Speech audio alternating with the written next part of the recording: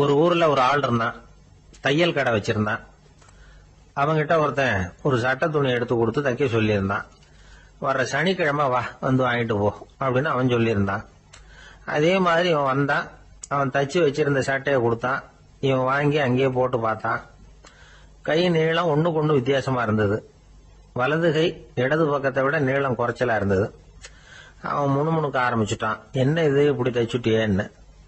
இதுக்கு அவன் சொன்னான், ஐயோ இதுக்காகவா சங்கடப்படுறீங்க, வலது கையை மட்டும் கொஞ்சம் உள்ள இழுத்தாப்புல வச்சுக்கிட்டீங்கன்னா சரியா போகுது. மற்றபடி அந்த சட்டையில உள்ள கலை அம்சத்தை கவனிங்க, எவ்வளவு அற்புதமா தச்சிருக்கேன் பாருங்க. ஒரு சின்ன குறைய இப்படி எல்லாம் பொருட்படுத்த வேண்டியதில்லை. நான் சொன்னது மாதிரி கையை கொஞ்சம் உள்ள இழுத்தது மாதிரி வச்சுக்கிட்டு நடந்து போங்க, ஜோரா இருக்கும் அப்படின்னா. அவனும் யோசிச்சு பார்த்தான். சரியான யோசனையா தான் தோணுச்சு. கொஞ்சம் முயற்சி பண்ணி வலது கையை கொஞ்சம் உள்ள இழுத்து சட்டை சரியா இருக்கிறது மாதிரி பண்ணிக்கிட்டான். இப்ப மறுபடியும் ஒரு பிரச்சனை. வலது கையை உள்ள இழுத்த மாதிரி அப்படியே வச்சுக்கிட்டதும் முதுகு பக்கம் கொஞ்சம் துணி தளர்த்தியா தொங்குறது மாதிரி தெரிஞ்சது. என்ன இது, முதுகு பக்கம் துணி குவிஞ்சுட்டுதே தொங்குதே அப்படின்னா மறுபடியும், அடடா இதுக்காகவா கவலைப்படுறீங்க, உடம்ப அதுக்கு தகுந்த மாதிரி கொஞ்சம் வளைச்சிக்கிட்டா சரியா போடுது. இதுக்காக அந்த அழகான தையலை பிரிச்சு அதுல உள்ள கலை அம்சத்தை கெடுக்கிறதுக்கு என் மனசு இடம் தரல.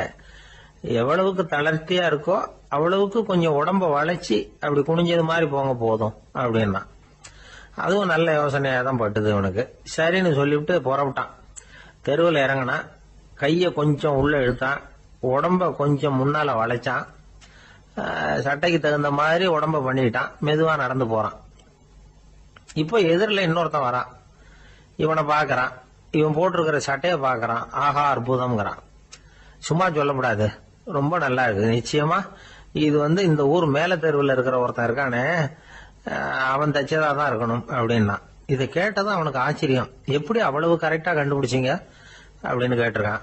இதுக்கு அந்த வழிபோகன்னு சொன்னானா, அவன் ரொம்ப கெட்டிக்காரன்.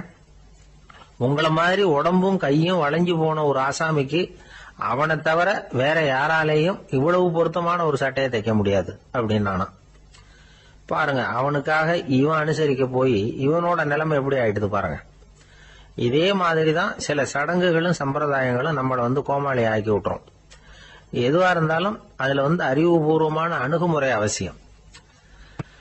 ஒரு நர்ஸ் அவசரமா ஓடி டாக்டர் கிட்ட சொல்லிச்சான், டாக்டர் ஒரு தப்பு நடந்து போச்சு, 10ஆம் நம்பர் பெட்ல இருக்கிற பேஷண்ட்டுக்கு காலில் ஆபரேஷன் பண்றதுக்கு பதிலாக கையில ஆபரேஷன் பண்ணி விட்டீங்க. கை ஆபரேஷன் பண்ணிக்க வேண்டிய ஆள் 7ஆம் நம்பர் பெட்ல இருக்கார் அப்படின்னு தான். அதுக்கு ஒரு பதட்டப்படாம சொன்னாராம், பரவாயில்ல இவரை தூக்கி 7ஆம் நம்பர் பெட்ல போட்டுரு அப்படின்னு. ஒரு ஊர்ல ஒரு ஆள் இருந்தான். அவன் ஒரு நாள் கோயிலுக்கு போனான். கடவுள்கிட்ட வேண்டிக்கிட்டான், எனக்கு ஒரு 1,00,000 ரூபாய் நீ கொடுத்தா நான் உன் சன்னதியில ஒரு தேங்காய் உடைக்கிறேன் அப்படின்னு வேண்டிக்கிட்டான். கடவுள் பார்த்தார். உடனே அவன் கண் முன்னாடி தோன்றினார். இந்தா நீ கேட்ட 1,00,000 ரூபாய் அப்படின்னு சொல்லி அவன் கையில பணத்தை கொடுத்துட்டு மறைஞ்சிட்டார். இவனால நம்பவே முடியல. இவ்வளவு சுலபமா கிடைக்கும்னு தெரிஞ்சிருந்தா அனாவசியமா ஒரு தேங்காய் உடைக்கிறேன்னு வேண்டி இருக்க வேண்டியது இல்லையே அப்படின்னு நினைச்சான். இருந்தாலும் வேண்டுதலை நிறைவேற்ற வேண்டியது கடமை. அதுக்காக என்ன பண்ணா, பக்கத்துல ஒரு கடைக்கு போனான். ஒரு தேங்காயை கையில் எடுத்தான். இது என்ன விலைன்னு கேட்டான். 5 ரூபான்னார் கடையில இருந்தவர். அதிகமா இருக்குதே விலைன்னா. அப்படின்னா ஒண்ணு செய்யுங்க, அடுத்த ஊருக்கு போங்க, அங்க தென்னந்தோப்பு அதிகம், அதனால அங்க இதை விட குறைஞ்ச விலைக்கு கிடைக்கும் அப்படின்னார். சரின்னு அடுத்த ஊருக்கு கிளம்புனான். அங்க போய் விசாரிச்சான். ஒரு தேங்காய் 3 ரூபாய் விலைன்னாங்க. இதுவும் அதிகமா தெரியுதுன்னா. அப்படின்னா ஒண்ணு செய்ய, அதோ அந்த ஆத்து ஓரமா ஒரு தென்னை மரம் இருக்கு பார், அதுல நீயே ஏறி பறிச்சுக்கோ, ஒரு தேங்காய்க்கு 1 ரூபா கொடுத்தா போதும் அப்படின்னார் அந்த தோப்புக்கு சொந்தக்காரரு. இவனுக்கு மரம் ஏற தெரியாது, இருந்தாலும் ஆசை யார விட்டுது, விலை சல்லிசா இருக்குதே. ஆத்து ஓரம் போனா தட்டு தடுமாறி அந்த மரத்துல ஏறினா அந்த தென்னை மரம் வளைஞ்சி ஆத்து பக்கம் போய் அப்புறம் நிமிர்ந்து இருந்தது. அதாவது மரத்தின் உச்சி சரியா ஆத்துக்கு நடுவில் இருந்தது. ஆத்துல வெள்ளம் கரபுரண்டு ஓடிக்கிட்டு இருக்கு. இவன் கடவுள் கொடுத்த 1,00,000 ரூபாயை மடியில வச்சு இறுக்கி கட்டிக்கிட்டான். உச்சிக்கு போய் காய் பறிக்கிற சமயத்துல காத்து மழையும் பலமா கலந்து அடிக்க ஆரம்பிச்சுட்டுது. கால் வழிக்கு விட்டுட்டுது. இவன் சடார்னு ஒரு தென்னை மட்டையை பிடிச்சிக்கிட்டு தொங்க ஆரம்பிச்சிட்டான். கீழே பயங்கரமான வெள்ளம், மடியில 1,00,000 ரூபாய் பணம், என்ன செய்யறதுன்னு தவிக்கிறான். இந்த சமயம் கரையில ஒரு யானை பாகன் யானையை குளிப்பாட்டிக்கிட்டு இருக்கிறான். அது அவன் கண்ணில் பட்டது. ஐயா ஒரு உதவின்னு கத்துனான். அவன் என்ன செய்யணும்னு கேட்டான். உன் யானையை மெதுவா இங்க அழைச்சிட்டு வா, எனக்கு நேரா கீழே நிறுத்து, என் காலை பிடிச்சி மெதுவா கீழே இறக்கி விட்டுரு, என் மடியில் இருக்கிற பணத்துல உனக்கு 10,000 ரூபா தரேன் அப்படின்னா. அவன் பார்த்தான், காலை கையை பிடிச்சா கூட எவனும் இந்த காலத்துல 10 ரூபாய்க்கு மேல தரமாட்டேங்கிறான், இவன் காலை பிடிச்சா 10,000 தர்றேங்கிறான் அப்படின்னு யோசனை பண்ணா. உடனே யானையை கொண்டுட்டு போனான். அவனுக்கு நேரா கீழே நிறுத்தினான். அவன் காலை பிடிச்சான். அவ்வளவுதான். அந்த நேரம் பார்த்து யானை மெதுவா நடந்து அப்பால போட்டுது. இப்ப யானை பாகன் அவன் காலை கெட்டியா பிடிச்சிட்டு தொங்குறான். பரிதாபமா மேல பாக்குறான். அவன் மட்டையை பிடிச்சிட்டு தொங்குறான். இப்ப யானை பாகன் சொல்றான், தம்பி மட்டையை விட்டுறாத, கெட்டியா பிடிச்சிக்கோ, நான் உனக்கு 10,000 ரூபா தரேன், இதோ மடியில் தான் வச்சிருக்கேன்னா. மேல தொங்குறவனுக்கு இந்த நிலைமையிலேயும் ஒரு சந்தோஷம், மேற்கொண்டு ஒரு 10,000 ரூபா நமக்கு கிடைக்கும் போல இருக்கே அப்படின்னு. இந்த சமயத்துல ஒருத்தன் ஒட்டகத்தை ஓட்டிட்டு வந்தான் அந்த பக்கமா குளிப்பாட்டுறதுக்கு. யானை பாகம் பார்த்துட்டான். ஐயா ஒட்டகக்காரரே, அதை இங்க கொண்டுட்டு வா, எங்க காலை பிடிச்சி பத்திரமா இறக்கி விடு, நாங்க பணம் கொடுக்குறோம்னா. அவனும் பணத்துக்கு ஆசைப்பட்டு வந்தான். அவன் காலை பிடிக்கிற சமயம் ஒட்டகமும் நழுவி போட்டுது. இப்ப 3 பேருமே வரிசையா தொங்குறாங்க. ஒட்டகக்காரன் கத்துறான், தம்பி மட்டையை விட்டுறாத, கெட்டியா பிடிச்சிக்கோ, நான் என் மடியில இருக்கிற 5,000 உனக்கு தந்துடுறேன்னா. மேல தொங்குறவனுக்கு இன்னமும் சந்தோஷம், இவனும் பணம் தர்றேங்கிறான் அப்படின்னா இன்னைக்கு நமக்கு மொத்த பண வரவு எவ்வளவு அப்படின்னு ஒவ்வொன்னா கூட்டி பார்க்க ஆரம்பிச்சான். மனக்கணக்கு சரியா வரல. அதனால அப்படியே விரல விட்டு எண்ண ஆரம்பிச்சான். அவ்வளவுதான், மட்டையை விட்டுட்டு கை நழுவி வந்துட்டுது. 3 பேரும் பொத்துன்னு ஆத்துல விழுந்தாங்க. படாத பாடுபட்டு தட்டு தடுமாறி கரைக்கு வந்து சேர்ந்தாங்க. 3 பேர் மடியில் இருந்த பணமும் ஆத்தோட போட்டுது. பேராசை பெருநஷ்டம் அப்படின்னு ஒரு பழமொழி இருக்குல்ல, அதை விளக்கறதுக்காக சொல்லப்பட்ட கதை இது. இந்த காலத்துல ஒருத்தர் ஒரு நீச்சல் குளத்துல நீச்சல் அடிச்சுக்கிட்டு இருக்கிறார். காவலுக்கு இருந்தவர் அதை கவனிச்சுட்டார். கரையிலிருந்து சத்தம் போட்டாராம், இதோ பாருங்க, இங்க ராத்திரி 8 மணிக்கு மேல நீச்சல் அடிக்கிறது சட்டப்படி குற்றம், அதுக்கு அனுமதி கிடையாது, தெரியாதா உங்களுக்கு அப்படின்னாராம். இதுக்கு அவரு, ஐயோ நான் நீச்சல் அடிக்க வந்தவன் இல்லைங்க, சும்மா சுத்தி பார்க்க வந்தவன், தடுமாறி குளத்துல விழுந்துட்டேன், நீச்சல் தெரியாது, அதனால தத்தளிச்சுக்கிட்டு இருக்கிறேன் அப்படின்னு கத்துனாராம். கரையில இருந்தவர் பார்த்தார். ஓ அப்படின்னா சரி, அதுக்கு ஒன்றும் தடை இல்லை அப்படின்னு சொல்லிவிட்டு அவர் பாட்டு நடந்து போயிட்டாராம். ஒரு காட்டுல ஒரு நரி இருந்தது. ஒரு நாள் காலை நேரம் அது தன்னுடைய இருப்பிடத்திலிருந்து வெளியில வந்தது. கொஞ்சம் தூரம் நடந்து வந்தது. அப்பதான் அது தன்னோட நிழலை கவனிச்சு பார்த்தது. பார்த்தா அது ரொம்ப நீளமா பெருசா இருக்குது. காலை நேரத்துல நிழல் அப்படித்தானே இருக்கும். ஆனா அந்த நரிக்கு அந்த விஷயம் தெரியல. தன்னுடைய நீண்ட பெரிய நிழலை பார்த்து ஆச்சரியப்பட்டது. ஆஹா, நாம இவ்வளவு பெருசாவா இருக்கிறோம் அப்படின்னா என்னுடைய காலை சாப்பாட்டுக்கு ஒரு யானை இல்லைன்னா ஒரு ஒட்டகம் கிடைச்சாதான் சரியா இருக்கும் போல இருக்கு அப்படின்னு முடிவு பண்ணிட்டுது. உடனே ஒரு யானை அல்லது ஒட்டகத்தை தேடி அலைஞ்சது, எங்க கிடைக்கும்னு. கிடைக்கவே இல்லை. மத்தியானம் 12 மணி ஆயிட்டுது. பசியோட அலையுது. இப்ப தன்னோட நிழலை பார்த்தது. அது மத்தியான நிழல் எப்படி இருக்கும், அது ரொம்பவும் குறுகி போய் தெரிஞ்சுது. உடனே அந்த நரி என்ன நினைச்சுக்கிட்டு தான் தெரியுமா, காலை ஆகாரம் சாப்பிடாததுனால நம்ம உடம்பு இப்படி அழிச்சு போட்டுதே அப்படின்னு நினைச்சுக்கிட்டு தான். கொஞ்ச நேரம் கழிச்சு மறுபடியும் தன்னுடைய நிழலை பார்க்குது. அது இன்னமும் குறுகி போய் காலடியிலேயே வந்துட்டுது. அதுக்கு பயமா போயிடுது. ஐயையோ, இன்னும் கொஞ்ச நேரத்துல நாம இறந்துருவோம் போல இருக்க, இப்ப என்ன செய்யறது? இந்த சமயத்துல ஒரு எறும்பு கிடைச்சா கூட போதும், அதை நம்ம காலை ஆகாரமா நினைச்சு சாப்பிட்டுள்ளாமே அப்படின்னு நினைச்சுதான். நம்முடைய நிழல் கூட நம்மள மாதிரியே தான் அடிக்கடி மாறிக்கிட்டே தான் இருக்குது. அது எப்பவும் ஒரே மாதிரி இருக்கிறது இல்ல. மனிதனுக்கு ஏற்படுகிற தன்முனைப்பு இருக்கு பாருங்க, ஈகோ, அது கூட ஒரு நிழல் மாதிரி தானா. அப்படி நினைக்க ஆரம்பிச்சுட்டா அதனால ஏதும் பிரச்சனை வராதான். தன்முனைப்பை நிழல் போலவே ஏற்றுக்கொள்ளுங்கள் அப்படிங்கிறது பெரியவங்க கருத்து. ஒரு காரியத்தை வெற்றிகரமா நல்ல விதமா செஞ்சு முடிக்கிறோம்னு வச்சுக்கோங்க, அந்த சமயத்துல ஒரு வித நுட்பமான தற்பெருமை நமக்குள்ள உண்டாகுது. இது இயற்கையானது, அதனால இது மேல பற்று வைக்கக்கூடாது. அப்படி வைக்க ஆரம்பிச்சுட்டா அந்த தற்பெருமை ஒரு நிரந்தர விருந்தாளியா நம்ம கிட்ட தங்கிக்கும். நம்ம நிழல் எப்படின்னு பாருங்க, நாம நடக்கும் பொழுது நம்ம பின்னாடியே வரும். தன்முனைப்பையும் அப்படியே நினைச்சுக்குங்க. நிழல் யாருக்கும் எந்த பிரச்சனையையும் உண்டாக்குறது இல்லை. ஆனா அந்த நிழலை கண்டே நாம பயப்பட ஆரம்பிச்சுட்டா நாம எதுலையும் வெற்றி காண முடியாது. நிழலோட சண்டை போடக்கூடாது. அது மாதிரி தன்முனைப்போடவும் நாம சண்டை போட வேண்டியதில்லை. இல்லாத ஒன்றோடு சண்டை போடுறது எப்படின்னா, அது இருட்டோட சண்டை போடுறது மாதிரி. நாம நிழல் கிடையாது, நம்ம கிட்ட இருக்கிற தன்முனைப்பு ஒரு நிழல். நம்ம நிழலையும் நமக்கு சமமா பாக்குறோம் பாருங்க, அங்கதான் சிக்கலே ஆரம்பம். இப்போ நாம நடந்து போய்கிட்டு இருக்கிறோம், நம்ம நிழல் வந்து தரையில விழுது. யாரோ ஒருத்தர் நம்ம நிழல் மேல காலை வச்சு நடந்து போறார். உடனே அவர்கிட்ட சண்டைக்கா போறோம், ஏண்டா என் நிழலை மிதிச்ச அப்படின்னு. நமக்கு தெரியும் அது நிழல் தாங்கிறது. அவர் உங்க மேல நடக்கல, உங்களுடைய நிழல் மேலதான் நடக்கிறார். அது மாதிரி உங்க தன்முனைப்பின் மேல யாராவது நடந்தா உங்களை அவமானப்படுத்துறதா நினைக்கிறீங்க. காரணம், நாமளும் நம்ம தன்முனைப்பும் ஒண்ணுங்கிற நினைப்பு தான் காரணம், மற்றபடி வேற ஒண்ணும் கிடையாது. நம்ம நிழல் மேல நடக்கிறவர் நம்மளை காயப்படுத்துறது இல்லை. தன்முனைப்பை வேண்டாத ஒன்னாவும் பார்க்க வேண்டியதில்லை. அது வந்து இயற்கை. நிழலை வந்து உங்க முன்னாடி வைக்க வேணாம், அது உங்க பின்னாடியே இருக்கட்டும். நிழலின் நிழலாகி விடாதீர்கள், நீங்கள் நீங்களாகவே இருங்கள். இதுதான் சான்றோர் சிந்தனை. ஒரு பேருந்துல ஒரே நெரிசல். ஒருத்தர் பக்கத்துல நின்றுகிட்டு இருந்தவர்கிட்ட ரொம்ப பணிவா விசாரிச்சார், ஏன் சார் நீங்க ஏதாவது பெரிய உத்தியோகத்துல இருக்கிறீங்களா அப்படின்னார். அப்படிலாம் ஒண்ணும் இல்லைங்கன்னார் அவரு. அப்படின்னா வேற ஏதாவது அரசியல்ல பெரிய பதவியில் இருக்கிறீங்களா அப்படின்னு கேட்டார். அதுவும் இல்லைங்கன்னார். சரி, பணமாவது அதிகமா வச்சிருக்கீங்களா அப்படின்னு கேட்டார். அப்படிலாம் ஒன்றும் கிடையாது சார்னார் அவரு. அப்புறம் எதுக்குடா என் காலை மிதிச்சுக்கிட்டு இருக்கிற, எடுறா காலை அப்படின்னாராம் இவர். ஒரு சன்னியாசி, அவரு ஒரு நாள் ஒரு கனவு கண்டாராம். அந்த கனவுல அவர் சொர்க்கத்துக்கு போறார். அங்க ஒரு பெரிய திருவிழா நடந்துகிட்டு இருக்குது. எங்க பார்த்தாலும் அலங்கார வளைவுகள், வண்ணமயமான விளக்குகள், பாதைகள் பூரா மலர்கள், எல்லா கட்டடங்களும் ஒளிமயம். அவ்வளவு கோலாகலமா பிரம்மாண்டமா அந்த திருவிழா நடந்துகிட்டு இருக்குது. அது என்ன திருவிழாங்கிறது இந்த சன்னியாசிக்கு புரியல. அங்க எதிரில் வந்துகிட்டு இருந்த ஒருத்தரை நிறுத்தி, என்ன விசேஷம் இங்க அப்படின்னு விசாரிச்சாராம். உனக்கு தெரியாத விஷயம், இன்னைக்கு இறைவனுக்கு பிறந்த நாள், அதைத்தான் எல்லாரும் சேர்ந்து கொண்டாடுறோம். இதுக்காக பிரம்மாண்டமான ஊர்வலம் ஒண்ணு வரப்போகுது. இறைவனே அந்த ஊர்வலத்துல கலந்துகிறார் அப்படின்னார் அவரு. உடனே அந்த சன்னியாசி ஒரு மரத்து நிழல்ல ஒதுங்கி நின்றுகிட்டார். ஊர்வலம் வந்துகிட்டு இருக்குது. முதல்ல ஒரு குதிரை வந்துகிட்டு இருக்கு, அது மேல ஒருத்தர் உட்காந்துருக்கிறார். அவருக்கு பின்னாடி நிறைய பேர் கூட்டமா வந்துகிட்டு இருக்கிறாங்க. இவ்வளவு கூட்டம் இவர் பின்னாடி வருது, யார் இவரு அப்படின்னு கேட்டார்.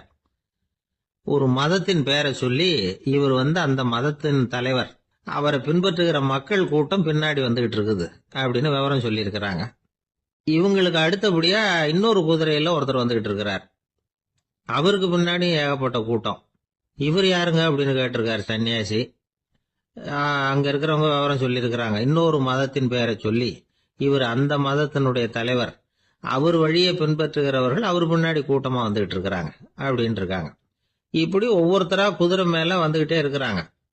அவங்கள பின்பற்றியும் ஒவ்வொரு கூட்டம் வந்துகிட்டே இருக்குது. அந்த பெரிய ஊர்வலம் அது பாட்டுக்கு போயிட்டு இருக்குது. கடைசியா அது முடிஞ்சது ரொம்ப நேரம் கழிச்சு. அதுக்கப்புறம் கொஞ்ச நேரம் கழிச்சு ஒரு வயசான ஆள் குதிரை மேல வந்துகிட்டு இருக்கிறார். ஆனா அவருக்கு பின்னாடி யாருமே இல்லை. அவரு பரிதாபமா தனியா வந்துகிட்டு இருக்கிறார். அவரு அந்த ஊர்வலத்தை சேர்ந்தவரா இல்லையாங்கிறதே தெரியல. இவர் யாரு, இவர் ஏன் இப்படி தனியா வந்துகிட்டு இருக்கிறார் அப்படின்னு கேட்டிருக்காரு அந்த சன்னியாசி. என்னது இப்படி கேக்குறீங்க, இவர் தான் கடவுள், இவருக்காக தான் இன்னைக்கு இந்த ஊர்வலமே நடக்குது, இவருக்கு தான் இன்னைக்கு பிறந்த நாள், முன்னாடி போற ஊர்வலம் பூரா இவருடைய பிறந்த நாளை கொண்டாடுறதுக்காகத்தான் அப்படின்னு இருக்காங்க. இதை கேட்டதும் அந்த சன்னியாசிக்கு திடுக்குன்னு தூக்கி போட்டிருக்கு. இது வரைக்கும் கனவு கண்டுகிட்டு இருந்தவர் முடிச்சுக்கிட்டார். அதுக்கப்புறம் தான் யோசிச்சு பார்த்திருக்கார். உண்மைதான், மக்கள் எல்லாரும் வந்து பக்தி மார்க்கத்துல போறதா நினைச்சுக்கிட்டு பாதை மாறி போயிட்டு இருக்கிறாங்க. கடவுளை பின்பற்றுவதாக நினைக்கிறாங்க பக்தர்கள். ஆனா கடவுளுக்கு பின்னாடி யாருமே இல்லை. இன்னமும் இயல்பா இதை பத்தி யோசிச்சு பார்த்தா, உண்மைக்கு பின்னாடிதான் நான் போய்கிட்டு இருக்கேன் அப்படின்னு நிறைய பேர் சொல்றாங்க. ஆனா அந்த உண்மை வந்து அனாதையா போய்கிட்டு இருக்குது. அப்படி ஆயிட்டுது உலகம். இந்த காலத்திலயும் ஒரு ஊர்வலம், ஒரு பெரிய மனுஷருக்கு பிறந்த நாள் விழா. அவரு குதிரை மேல ஏறி முன்னாடி போயிட்டு இருக்கிறார். அவருக்கு பின்னாடி ஒரு 100 பேர் தொண்டர்கள், அவங்க பாட்டுக்கு போறாங்க. எல்லாம் பணம் கொடுத்து ஏற்பாடு பண்ணவங்க. எல்லாம் பணம் வாங்கிட்டு பின்னாடி போயிட்டு இருக்கிறாங்க. கொஞ்ச தூரம் நடந்ததும் கால் வலிக்க ஆரம்பிச்சுட்டுது. ஒவ்வொருத்தரா அப்படியே ஒதுங்க ஆரம்பிச்சுட்டாங்க. அதான் முன்னாடியே பணம் கிடைச்சிட்டுதே, இனிமே ஒதுங்கினா என்னன்னு ஒதுங்கிட்டாங்க. ஒரு கட்டத்துல குதிரையில போறவர் தற்செயலா திரும்பி பாக்குறாரு, பின்னாடி யாருமே இல்லை. எல்லாரும் ஓடி போட்டாங்க. ஒரே ஒரு ஆள் மட்டும் ரொம்ப விசுவாசமா பின்னாடி நடந்து வந்துகிட்டு இருந்தான். ஏன்பா நீ மட்டும் வந்துகிட்டு இருக்கிறிய, நீ வீட்டுக்கு போகலையான்னு கேட்டிருக்காரு அவரு. நீங்க அந்த குதிரையையும் அதுக்குள்ள வாடகை பணத்தையும் கொடுத்துட்டீங்கன்னா நானும் போயிடுவேன் அப்படின்னு நானா இந்த ஆள். ஒருத்தன் வேகமா ஓடி வந்தான். ஏப்பா அப்படி தலை தெறிக்க ஓடி வர்றேன்னு கேட்டேன். பின்னாடி துரத்திக்கிட்டு வருது சார் அப்படின்னா. ஏதாவது நாய் துரத்திக்கிட்டு வருது போல இருக்கு அப்படின்னு நினைச்சு அவனுக்கு பின்னாடி பாக்குறேன். கண்ணு கேட்டின தூரம் வரைக்கும் எதுவுமே தெரியல. ஏன்பா எதுவும் உன்னை துரத்துறது மாதிரி தெரியலையே என்ன? நல்லா பாருங்க சார் அப்படின்னா. பார்த்துட்டு தான் சொல்றேன் என்ன. இதோ பாருங்க சார், இதுதான் என்ன துரத்துது அப்படின்னு அவன் காட்டுறான். அவன் சுட்டி காட்டின இடத்துல பார்த்தா அங்க அவனுடைய நிழல் தான் தெரியுது. என்னப்பா சொல்ற அப்படின்னு சொல்லி அவனை சந்தேகமா பார்த்தேன். அதுக்கப்புறம் தான் அவன் விவரமா பேசினான். சார், எனக்கு என் நிழலை கண்டா பிடிக்கிறது இல்ல. எப்ப பார்த்தாலும் இது என்னையே பின்தொடர்ந்து வந்துகிட்டு இருக்குது. இதை என்னால சகிக்கவே முடியல. இதை என்கிட்ட இருந்து பிரிக்கிறதுக்கு எவ்வளவோ முயற்சிகள்லாம் பண்ணி பார்த்துட்டேன், முடியலன்னா. அப்படி என்னென்ன முயற்சிகள் பண்ணினேன் அப்படின்னு கேட்டேன். அவன் என்னென்ன செஞ்சாங்கிறத விவரமா சொன்னான். அவன் என்ன பண்ணிருக்கிறான், ஒரு பெரிய குழியை தோண்டி அதுல தன்னுடைய நிழலை புதைச்சிருவோம் அப்படின்னு முடிவு பண்ணிட்டு மண்வெட்டி எடுத்துக்கிட்டு தோட்டத்து பக்கம் போயிருக்கான். ஆழமா ஒரு குழியை தோண்டி இருக்கான். குனிஞ்சு பாக்குறான். அந்த குழிக்குள்ள தன்னுடைய நிழல் தெரியுது. ஆஹா, இதுதான் சமயம், நிழல் இப்ப குழிக்குள்ள இருக்கு, மண்ணை போட்டு மூடி விடலாம் அப்படின்னு நினைச்சுக்கிட்டு கொஞ்சம் மண்ணை அள்ளி போட்டான். பார்த்தா இப்ப அந்த நிழல் அந்த மண்ணுக்கு மேல வந்து நிக்குது. இது ஏதுடா வம்பா போச்சு அப்படின்னு அவசரமா மண்ணை வாரி போட்டு மூடி பாக்குறான். குழி பூராவும் மூடி விட்டு பாக்குறான். மறுபடியும் நிழல் மேல வந்து உட்காந்துக்கிட்டு இருக்குது. சரி, இத குழியில புதைக்க முடியாது அப்படின்னு முடிவு பண்ணிட்டு இதை இங்கேயே இப்படியே விட்டுட்டு ஒரே ஓட்டமா ஓடி போடுவோம் அப்படின்னு நினைச்சு எடுத்தான் ஓட்டம். அது காலை நேரம். இவன் மேற்க நோக்கி ஓடிட்டு இருக்கிறான். ஓடி ஓடி பாக்குறான், நிழல் இவனை விட வேகமா இவனுக்கு முன்னாடி ஓடிட்டு இருக்கு. சரி, திரும்பி ஓடி பார்ப்போம் அப்படின்னு நினைச்சுக்கிட்டு அப்படியே சடார்னு திரும்பி ஓட ஆரம்பிச்சான். பார்த்தான், அப்பாடா நிழலை காணல. கொஞ்ச தூரம் ஓடி ஒரு இடத்துல நின்னு அப்படியே சாவகாசமா திரும்பி பாக்குறான். பின்னாடி நின்றுட்டு இருக்குது நிழல். இப்படி ஓடி வந்துதான் இங்க நம்ம முன்னாடி நின்று தன்னுடைய அவஸ்தையை சொல்லிட்டு இருக்கிறான். இந்த நிழலை துரத்துறது அல்லது வெட்டி விடுறது, இதுக்கு ஏதாவது வழி இருக்கா சொல்லுங்க சார் அப்படிங்கிறான். நமக்கு ஒன்றும் புரியல. அந்த நேரம் பார்த்து ஒரு பெரியவர் வந்தார். அவர்கிட்ட யோசனை கேட்டோம், என்ன செய்யலாம்னு. அவர் சொன்னார், இந்த பாருப்பா, நீ அங்கேயும் எங்கேயும் ஓடாத, அப்படியே கீழே படுத்துக்கொண்டார். அது நல்ல உச்சி வேலை.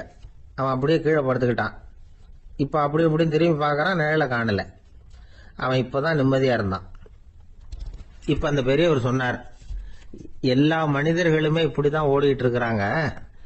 நான் எனது அப்படிங்கிற ஆணவம் தான் அவங்கள துரத்திக்கிட்டு இருக்கு. அதை விட்டுட்டு ஓடணும்னு நினைச்சாலும் அது முன்னாடி வந்து நிக்குது. பரம்பொருளை நோக்கி ஓடுறப்போ இந்த ஆணவம் பின்னாடி வந்து விடுது. பரிபூர்ண சரணாகதிங்கிற நிலையில அது முழுசுமா மறைஞ்சுடுது. தன்னை உணர்கிற வேலை அது. அந்த நேரம் மனிதனுக்கு விடுதலை உணர்வு ஏற்படுகிற நேரம் அது. அப்படிப்பட்ட சுதந்திர மனிதர்களாக எல்லாரும் மாறி போயிட்டாங்கன்னா இந்த உலகமே இன்பமயம் அப்படின்னு ஒரு விளக்கம் கொடுத்தார் பெரியவர். நம்மால் ஒருத்தர் வேகமா ஓடி வந்துகிட்டு இருந்தான். ஏன்டா அப்படி ஓடி வர்ற அப்படின்னு கேட்டார் எதிரில் வந்தவர். ஆசை துரத்துது, அதுதான் ஓடி வர்றேன்னா. உனக்கு என்ன ஆசைன்னு கேட்டார். எனக்கு ஒன்றும் ஆசை இல்லைங்க, என்னை எப்படியாவது பிடிச்சுடணும்னு போலீஸ்காரங்களுக்கு ஆசை. அந்த ஆசை இப்ப என்ன துரத்தி பின்னாடி வந்துகிட்டு இருக்குது. அதுதான் தப்பிச்சு வந்துகிட்டு இருக்கிறேன். குறுக்க நிக்காதீங்க சார், வழியை விடுங்க அப்படின்னு சொல்லிவிட்டு வேகமா ஓடி மறைஞ்சான். அசோக மன்னர் வந்துகிட்டு இருக்கார். அவருடைய ஆலோசகர்கள் எல்லாம் பக்கத்துல வந்துகிட்டு இருக்கிறாங்க. அந்த சமயத்துல எதிரில் ஒரு புத்த பிக்ஷு வர்றார். அசோகர் பாக்குறார். ஓடி போய் அவர் காலில் விழுந்து வணங்குறார். அசோக மன்னரின் தலை அந்த புத்த துறவியின் பாதத்துல பட்டுக்கிட்டு இருக்கு. பக்கத்துல நின்றுகிட்டு இருந்த அமைச்சருக்கு இது ரொம்ப சங்கடமா போச்சு. ரொம்ப வருத்தப்பட்டார். நம்ம அசோக சக்கரவர்த்தி எப்பேற்பட்டவர், அவரோட தலை ஒரு சன்னியாசியின் பாதத்துல படுறதா அப்படின்னு நினைச்சு ரொம்ப கவலைப்பட்டார். அரண்மனைக்கு திரும்பினதும் அமைச்சர் மெதுவா ஆரம்பிச்சார். அரசே, எனக்கு ரொம்ப வருத்தமா இருக்குது அப்படின்னார். எதுக்குன்னார் மன்னர். அசோக சக்கரவர்த்தியின் தலை, அதாவது அந்த சிரம், ரொம்ப மதிப்புமிக்க ஒன்று. அது ஒரு சன்னியாசியின் காலில் படலாமா அப்படின்னார். அசோகர் பதில் சொல்லல, சிரிச்சார், போயிட்டார். அதுக்கப்புறம் ஒரு சரியான சந்தர்ப்பத்துக்காக காத்துக்கிட்டு இருந்தார். ஒரு நாள் அமைச்சரை கூப்பிட்டார். எனக்கு 3 தலைகள் வேணும் அப்படின்னார். சொல்லுங்க, கொண்டுகிட்டு வரேன் அப்படின்னார் அமைச்சர். அசோகர் சொன்னார், முதல்ல எனக்கு தேவையானது ஒரு ஆட்டின் தலை, 2வது ஒரு புலியின் தலை, 3வது ஒரு மனிதனின் தலை. இதுதான் அசோகர் கேட்டது. எங்க இருந்தாலும் கொண்டு வாங்கன்னார். அமைச்சர் புறப்பட்டார். ஆட்டுத்தலை புலித்தலை கிடைச்சிட்டுது. அப்புறமா ஒரு சுடுகாட்டுக்கு போய் ஒரு மனித தலையும் சேகரம் பண்ணிட்டு ராஜா கிட்ட வந்துட்டார். அரசே, உங்கள் ஆணைப்படி 3 தலைகளையும் கொண்டு வந்திருக்கிறேன்னார். அசோகர் பார்த்தார்.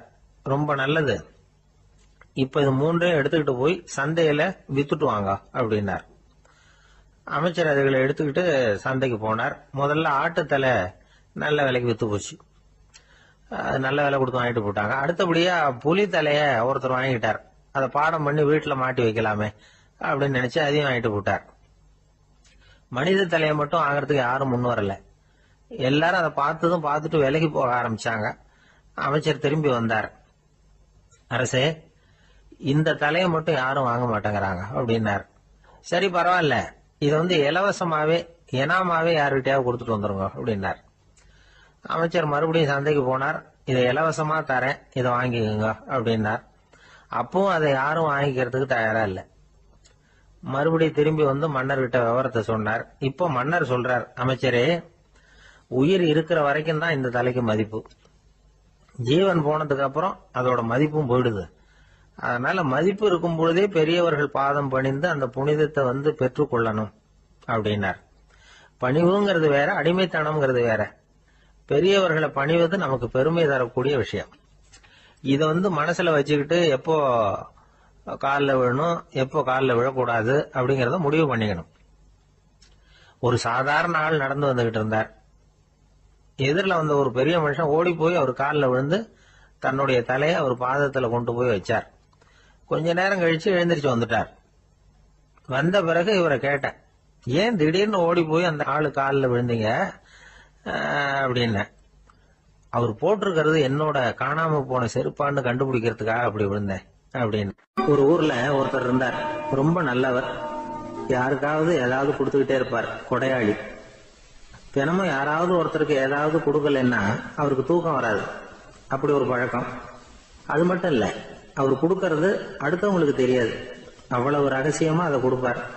வலது கை கொடுக்கறது இடது கைக்கு தெரியக்கூடாதுன்னு சொல்லுவாங்கல்ல, அது மாதிரி அவர். ஒரு நாள் ராத்திரி அவர் ஏற்கனவே தயாரா கட்டி வச்சிருந்த பணம் முடிச்ச கையில எடுத்துக்கிட்டு வீட்டை விட்டு வெளியில வந்தார். தெருவில் இறங்கி நடந்தார். இன்னைக்கு யாருக்கு தர்மம் செய்யறது அப்படின்னு யோசனை பண்ணிட்டு இருட்டுல நடந்து வந்துகிட்டு இருக்கிறார். யாரோ ஒருத்தர் எதிரில் வர்றது மாதிரி தெரிஞ்சுது. உடனே அவர் கிட்ட போனார். தன்கிட்ட இருந்த பணம் முடிச்சு அவசரமா அவர் கையில திணிச்சுட்டு திரும்பி வந்துட்டார். அப்பாடா, ஒரு வழியா யாருக்கும் தெரியாம இன்னைக்கு தர்மம் பண்ணியாச்சு அப்படிங்கிற மகிழ்ச்சி, மன நிறைவு அவர் முகத்துல. நிம்மதியா தூங்கினார். அப்புறம் எழுந்திரிச்சார். மறுநாள் காலையில ஊரு பூரா ஒரே பேச்சு. என்ன பேச்சுன்னா, நேற்று ராத்திரி ஒரு திருடன் கையில யாரோ பணத்தை கொடுத்துட்டு போயிருக்கிறாங்க அப்படின்னு எல்லாரும் பேசிக்கிட்டு இருக்கிறாங்க. இதை கேள்விப்பட்டதும் அந்த பெரியவருக்கு ரொம்ப வருத்தமா போச்சு. அடடா, போயும் ஒரு திருடனுக்கா உதவி பண்ணிருக்கிறோம், பிரயோஜனம் இல்லாம போட்டுதே அப்படின்னு நினைச்சார். சரி, இன்னைக்கும் யாருக்காவது உதவி பண்ணணும் அப்படின்னு முடிவு பண்ணினார். ராத்திரி நேரம் வந்தது. இவர் வழக்கம் போல தெருவில் இறங்கி நடந்தார். கையில பணம் முடிச்சு. எதிரில் ஒரு பொன் உருவம் மங்களா தெரிஞ்சது. இவர் உடனே அந்த பெண் கிட்ட பணத்தை கொடுத்துட்டு திருப்தியா திரும்பி வந்துட்டார். மறுநாள் காலையில ஊர் பூரா என்ன பேசிக்கிட்டாங்க தெரியுமா? நேற்று ராத்திரி நெறி தவறி நடக்கிற ஒரு பெண்ணின் கையில யாரோ பணத்தை வச்சுட்டு போயிருக்கிறாங்க அப்படின்னு எல்லாரும் பேசிக்கிறாங்க. அடடா, இன்னைக்கும் தவறுதலா நடந்து போச்சு அப்படின்னு ஒரு வருத்தப்பட்டார். இருக்கட்டும், இன்னைக்கு ஏதாவது தர்மம் பண்ணுவோம் அப்படின்னு நினைச்சுக்கிட்டாரு. 3வது நாள் ராத்திரியும் புறப்பட்டார். இப்பவும் எதிரில் ஒருத்தர் வந்தார். இவர் பணத்தை கொடுத்தார், திரும்பி வந்துட்டார். மறுநாள் மக்கள் என்ன பேசிக்கிட்டாங்கன்னா, நேற்று ராத்திரி ஒரு செல்வந்தர் கையில யாரோ பணத்தை கொடுத்துட்டு போயிருக்கிறாங்க அப்படின்னு பேசிக்கிட்டாங்களாம். அவருக்கு ரொம்ப வருத்தமா போட்டுது. என்ன இது, தினம் இப்படி ஆகிட்டு இருக்குதே அப்படின்னு நினைச்சுக்கிட்டே படுத்து தூங்கினார். அன்னைக்கு ராத்திரி ஒரு கனவு. அந்த கனவுல இறைவன் சொன்னாராம், இத பாருப்பா, நீ கொடுத்த தர்மம் வீணா போயிடல. உன்கிட்ட பணம் வாங்கின அந்த திருடன் திருந்திட்டான், அந்த பொண்ணும் திருந்திட்டா, அந்த செல்வந்தனும் கொடையாளி ஆயிட்டான், எல்லாருக்கும் உதவி பண்ண ஆரம்பிச்சுட்டான் அப்படின்னு சொன்னாராம். இந்த கதையை சொன்னவர் யாருன்னா நபிகள் நாயகம். இதுல உள்ள கருத்து என்னன்னா, நல்ல மனசோட தர்மம் பண்ணுனா அது வீணா போறதில்லை. இன்னொரு கருத்து, தர்மம் தன்னை மட்டுமல்ல அடுத்தவங்களையும் தீமையிலிருந்து காப்பாற்றும். இதுதான் நாம புரிஞ்சுக்க வேண்டியது. இந்த காலத்திலயும் இது மாதிரி சில சம்பவங்கள் நடக்கிறது உண்டு. ஒரு பெரியவர் இருட்டில் நடந்து வந்துகிட்டு இருந்தாரு. எதிரில் வந்த ஒருத்தன் வலு கட்டாயமா ஒரு கையை பிடிச்சி ஒரு பண முடிப்பை கொடுத்து வச்சுக்க சொல்லிவிட்டு விலகி போயிட்டான். பெரியவருக்கு ஆச்சரியம், இந்த காலத்திலயும் இப்படி வலது கை கொடுக்கறது இடது கைக்கு தெரியக்கூடாதுன்னு நினைக்கிற கொடையாளிகள் உண்டு போல இருக்கு அப்படின்னு யோசனை பண்ணிக்கிட்டே நடந்தார். கொஞ்ச தூரம் போயிருப்பாரு. அதுக்குள்ள அதே ஆள் திரும்பி வந்தான். கொடுத்த பண முடிப்பை திருப்பி கொடுங்க அப்படின்னு கேட்டு வாங்கிட்டான். இவருக்கு ஒன்றும் புரியல. ஏன் இப்படி பண்றேன்னார். அது ஒண்ணும் இல்லைங்க, கொஞ்ச நேரம் இதை உங்ககிட்ட கொடுத்து வச்சிருந்தேன் அவ்வளவுதான் அப்படின்னா. ஏன்னு கேட்டார். என்னை பின்னாடி போலீஸ் தேடிக்கிட்டு வந்துகிட்டு இருக்குது, அதுதான் அப்படி பண்ணேன். இப்ப போயிட்டு இனிமே ஒன்றும் பயம் இல்லை அப்படின்னு சொல்லிவிட்டு அவன் பாட்டுக்கு நடந்து போறான். ஒரு ஊர்ல ஒரு பெரியவர் இருந்தார். அவரு ஒரு குரு. அவர் தொடர்ந்து தியான கூட்டங்கள் நடத்துவார். அந்த கூட்டத்துல கலந்துக்கிறதுக்காக பல ஊர்கள்ல இருந்து சீடர்கள் நிறைய பேர் வருவாங்க போவாங்க. ஒரு நாள் அங்க கூட்டம் நடந்துகிட்டு இருக்குது. அந்த சமயத்துல சீடர்கள்ல ஒருத்தன் என்னத்தையே திருடி விட்டான். மற்ற சீடர்கள் அதை கவனிச்சுட்டாங்க. இவன் ஆப்பிட்டுக்கிட்டான். கூட்டம் முடிஞ்ச பிற்பாடு இவன் திருடின விஷயத்த அந்த பெரியவர்கிட்ட போய் சொன்னாங்களாம். அவர் கவனத்துக்கு கொண்டுகிட்டு போனாங்க. ஆனா அவர் இத காதலே போட்டுக்கல, கண்டுக்கவே இல்லை. போய் சொன்ன சீடர்களுக்கெல்லாம் ஏமாத்தமா போயிட்டுது. என்ன இது, இவ்வளவு தூரம் நாம கண்டுபிடிச்சு போய் சொல்றோம், அவரு கண்டுக்கவே மாட்டேங்கிறாரே அப்படின்னு ஒரு மாதிரி ஆயிட்டாங்க. இருந்தாலும் அதை பத்தி ஒண்ணுமே சொல்லிக்கல, பேசாம இருந்துட்டாங்க. கொஞ்ச நாள் ஆச்சு. அதே ஆளு மறுபடியும் ஒரு திருட்டுல மாட்டிக்கிட்டான். சீடர்கள் மறுபடியும் அந்த குரு கிட்ட விஷயத்த சொன்னாங்க. அவர் அப்பவும் வழக்கம் போல சும்மாவே இருந்துட்டார். இவர் இப்படி இருக்கிறத பார்த்ததும் அந்த சீடர்களுக்கு கோபம் வந்துட்டுது. உடனே அந்த சீடர்கள்லாம் ஒண்ணு கூடி பேசினாங்களாம். எல்லாருமா சேர்ந்து ஒரு விண்ணப்பம் தயார் பண்ணாங்க. அதை குருநாதர்கிட்ட கொண்டுட்டு போய் கொடுத்தாங்க. அந்த விண்ணப்பத்துல இவங்க என்ன எழுதியிருக்கிறாங்க தெரியுமா? குருநாதர் அவர்களே, உடனே திருடனவன் மீது சட்ட நடவடிக்கை எடுக்கணும். நீங்க அப்படி அவனை இங்க சேர்க்கக்கூடாது. நீங்க சேர்த்தீங்கன்னா நாங்க இங்க இருக்கிறத பத்தி யோசிக்க ஆரம்பிச்சிருவோம். அவனை இந்த மடத்தை விட்டே துரத்தி பண்ணணும். நீங்க அவனை வெளியில அனுப்புங்க, இல்லைன்னா நாங்க அத்தனை பேரும் வெளியில போயிடுறோம். இப்படிதான் அந்த விண்ணப்பத்துல எழுதியிருக்கிறாங்க. குரு அந்த விண்ணப்பத்தை வாங்கி படிச்சு பார்த்தார். அதுக்கப்புறம் அதை எழுதின அத்தனை பேரையும் கூப்பிட்டாரு. எல்லாரும் இப்படி வாங்கன்னாரு. வந்தாங்க. இப்படி என் எதிரில் உட்காருங்கன்னார். உட்கார்ந்தாங்க. அப்புறம் சொன்னார், இதை பாருப்பா, நீங்க எல்லாரும் புத்திசாலிகள். உங்களுக்கு எது நல்லது எது கெட்டதுங்கிறது நல்லா தெரியும். நீங்க மேற்கொண்டு ஏதாவது படிக்கணும்னு நினைச்சா வேற எங்க வேணும்னாலும் போகலாம். அதுக்கு நான் தடை சொல்ல மாட்டேன். ஆனா உங்களால குற்றம் சாட்டப்பட்ட அவன் இருக்கானே, அவன் எப்படின்னா அவனுக்கு எது நல்லது எது கெட்டதுங்கிறதெல்லாம் தெரியாது. அதனாலதான் திருடுறான். நீங்க சொல்றது மாதிரி அவனை அடிச்சு துரத்தி விடுறோம்னு வச்சுங்க, அவனுக்கு எப்படி நல்லது கெட்டது தெரியும்? அவனுக்கு அதை யாரு சொல்லி கொடுக்கறது? அதனால இங்கேயே இருக்கட்டும், அதுதான் சரி. இதுக்காக நீங்க எல்லாரும் என்னை விட்டுட்டு போனாலும் சரி, அவனை நான் விரட்ட மாட்டேன் அப்படின்னு விட்டாரான். இவ்வளவையும் திருடன அந்த சீடன் கேட்டுக்கிட்டே இருந்திருக்கான். அவன் கண்கள்ல கண்ணீர். அப்படியே எழுந்திரிச்சு வந்தான். குரு காலில் விழுந்தான். அவன் கண்ணீர்ல அவனது தீமை கழுவப்பட்டது அப்படிம்பாங்க. அதாவது சீடர்களுக்கு அந்த குருவோட பெருமை அப்பதான் புரிஞ்சுதான். ஒரு நல்ல ஆசிரியர் இருக்காருன்னு வச்சுங்க, நல்லா படிக்கிற பையனுக்கு தான் பாடம் சொல்லி கொடுப்பேன்னா அது என்ன பெரிய விஷயமா? மோசமா படிக்கிறவனையும் மாத்தி காட்டுறேங்கிறது தான் பெருமை. இந்த காலத்து குரு ஒருத்தர் ஒரு ஆசிரமம் வச்சு நடத்திட்டு வந்தார். நிறைய பேர் தினம் வருவாங்க போவாங்க. ஒரு நாள் ஒருத்தன் வந்தான்.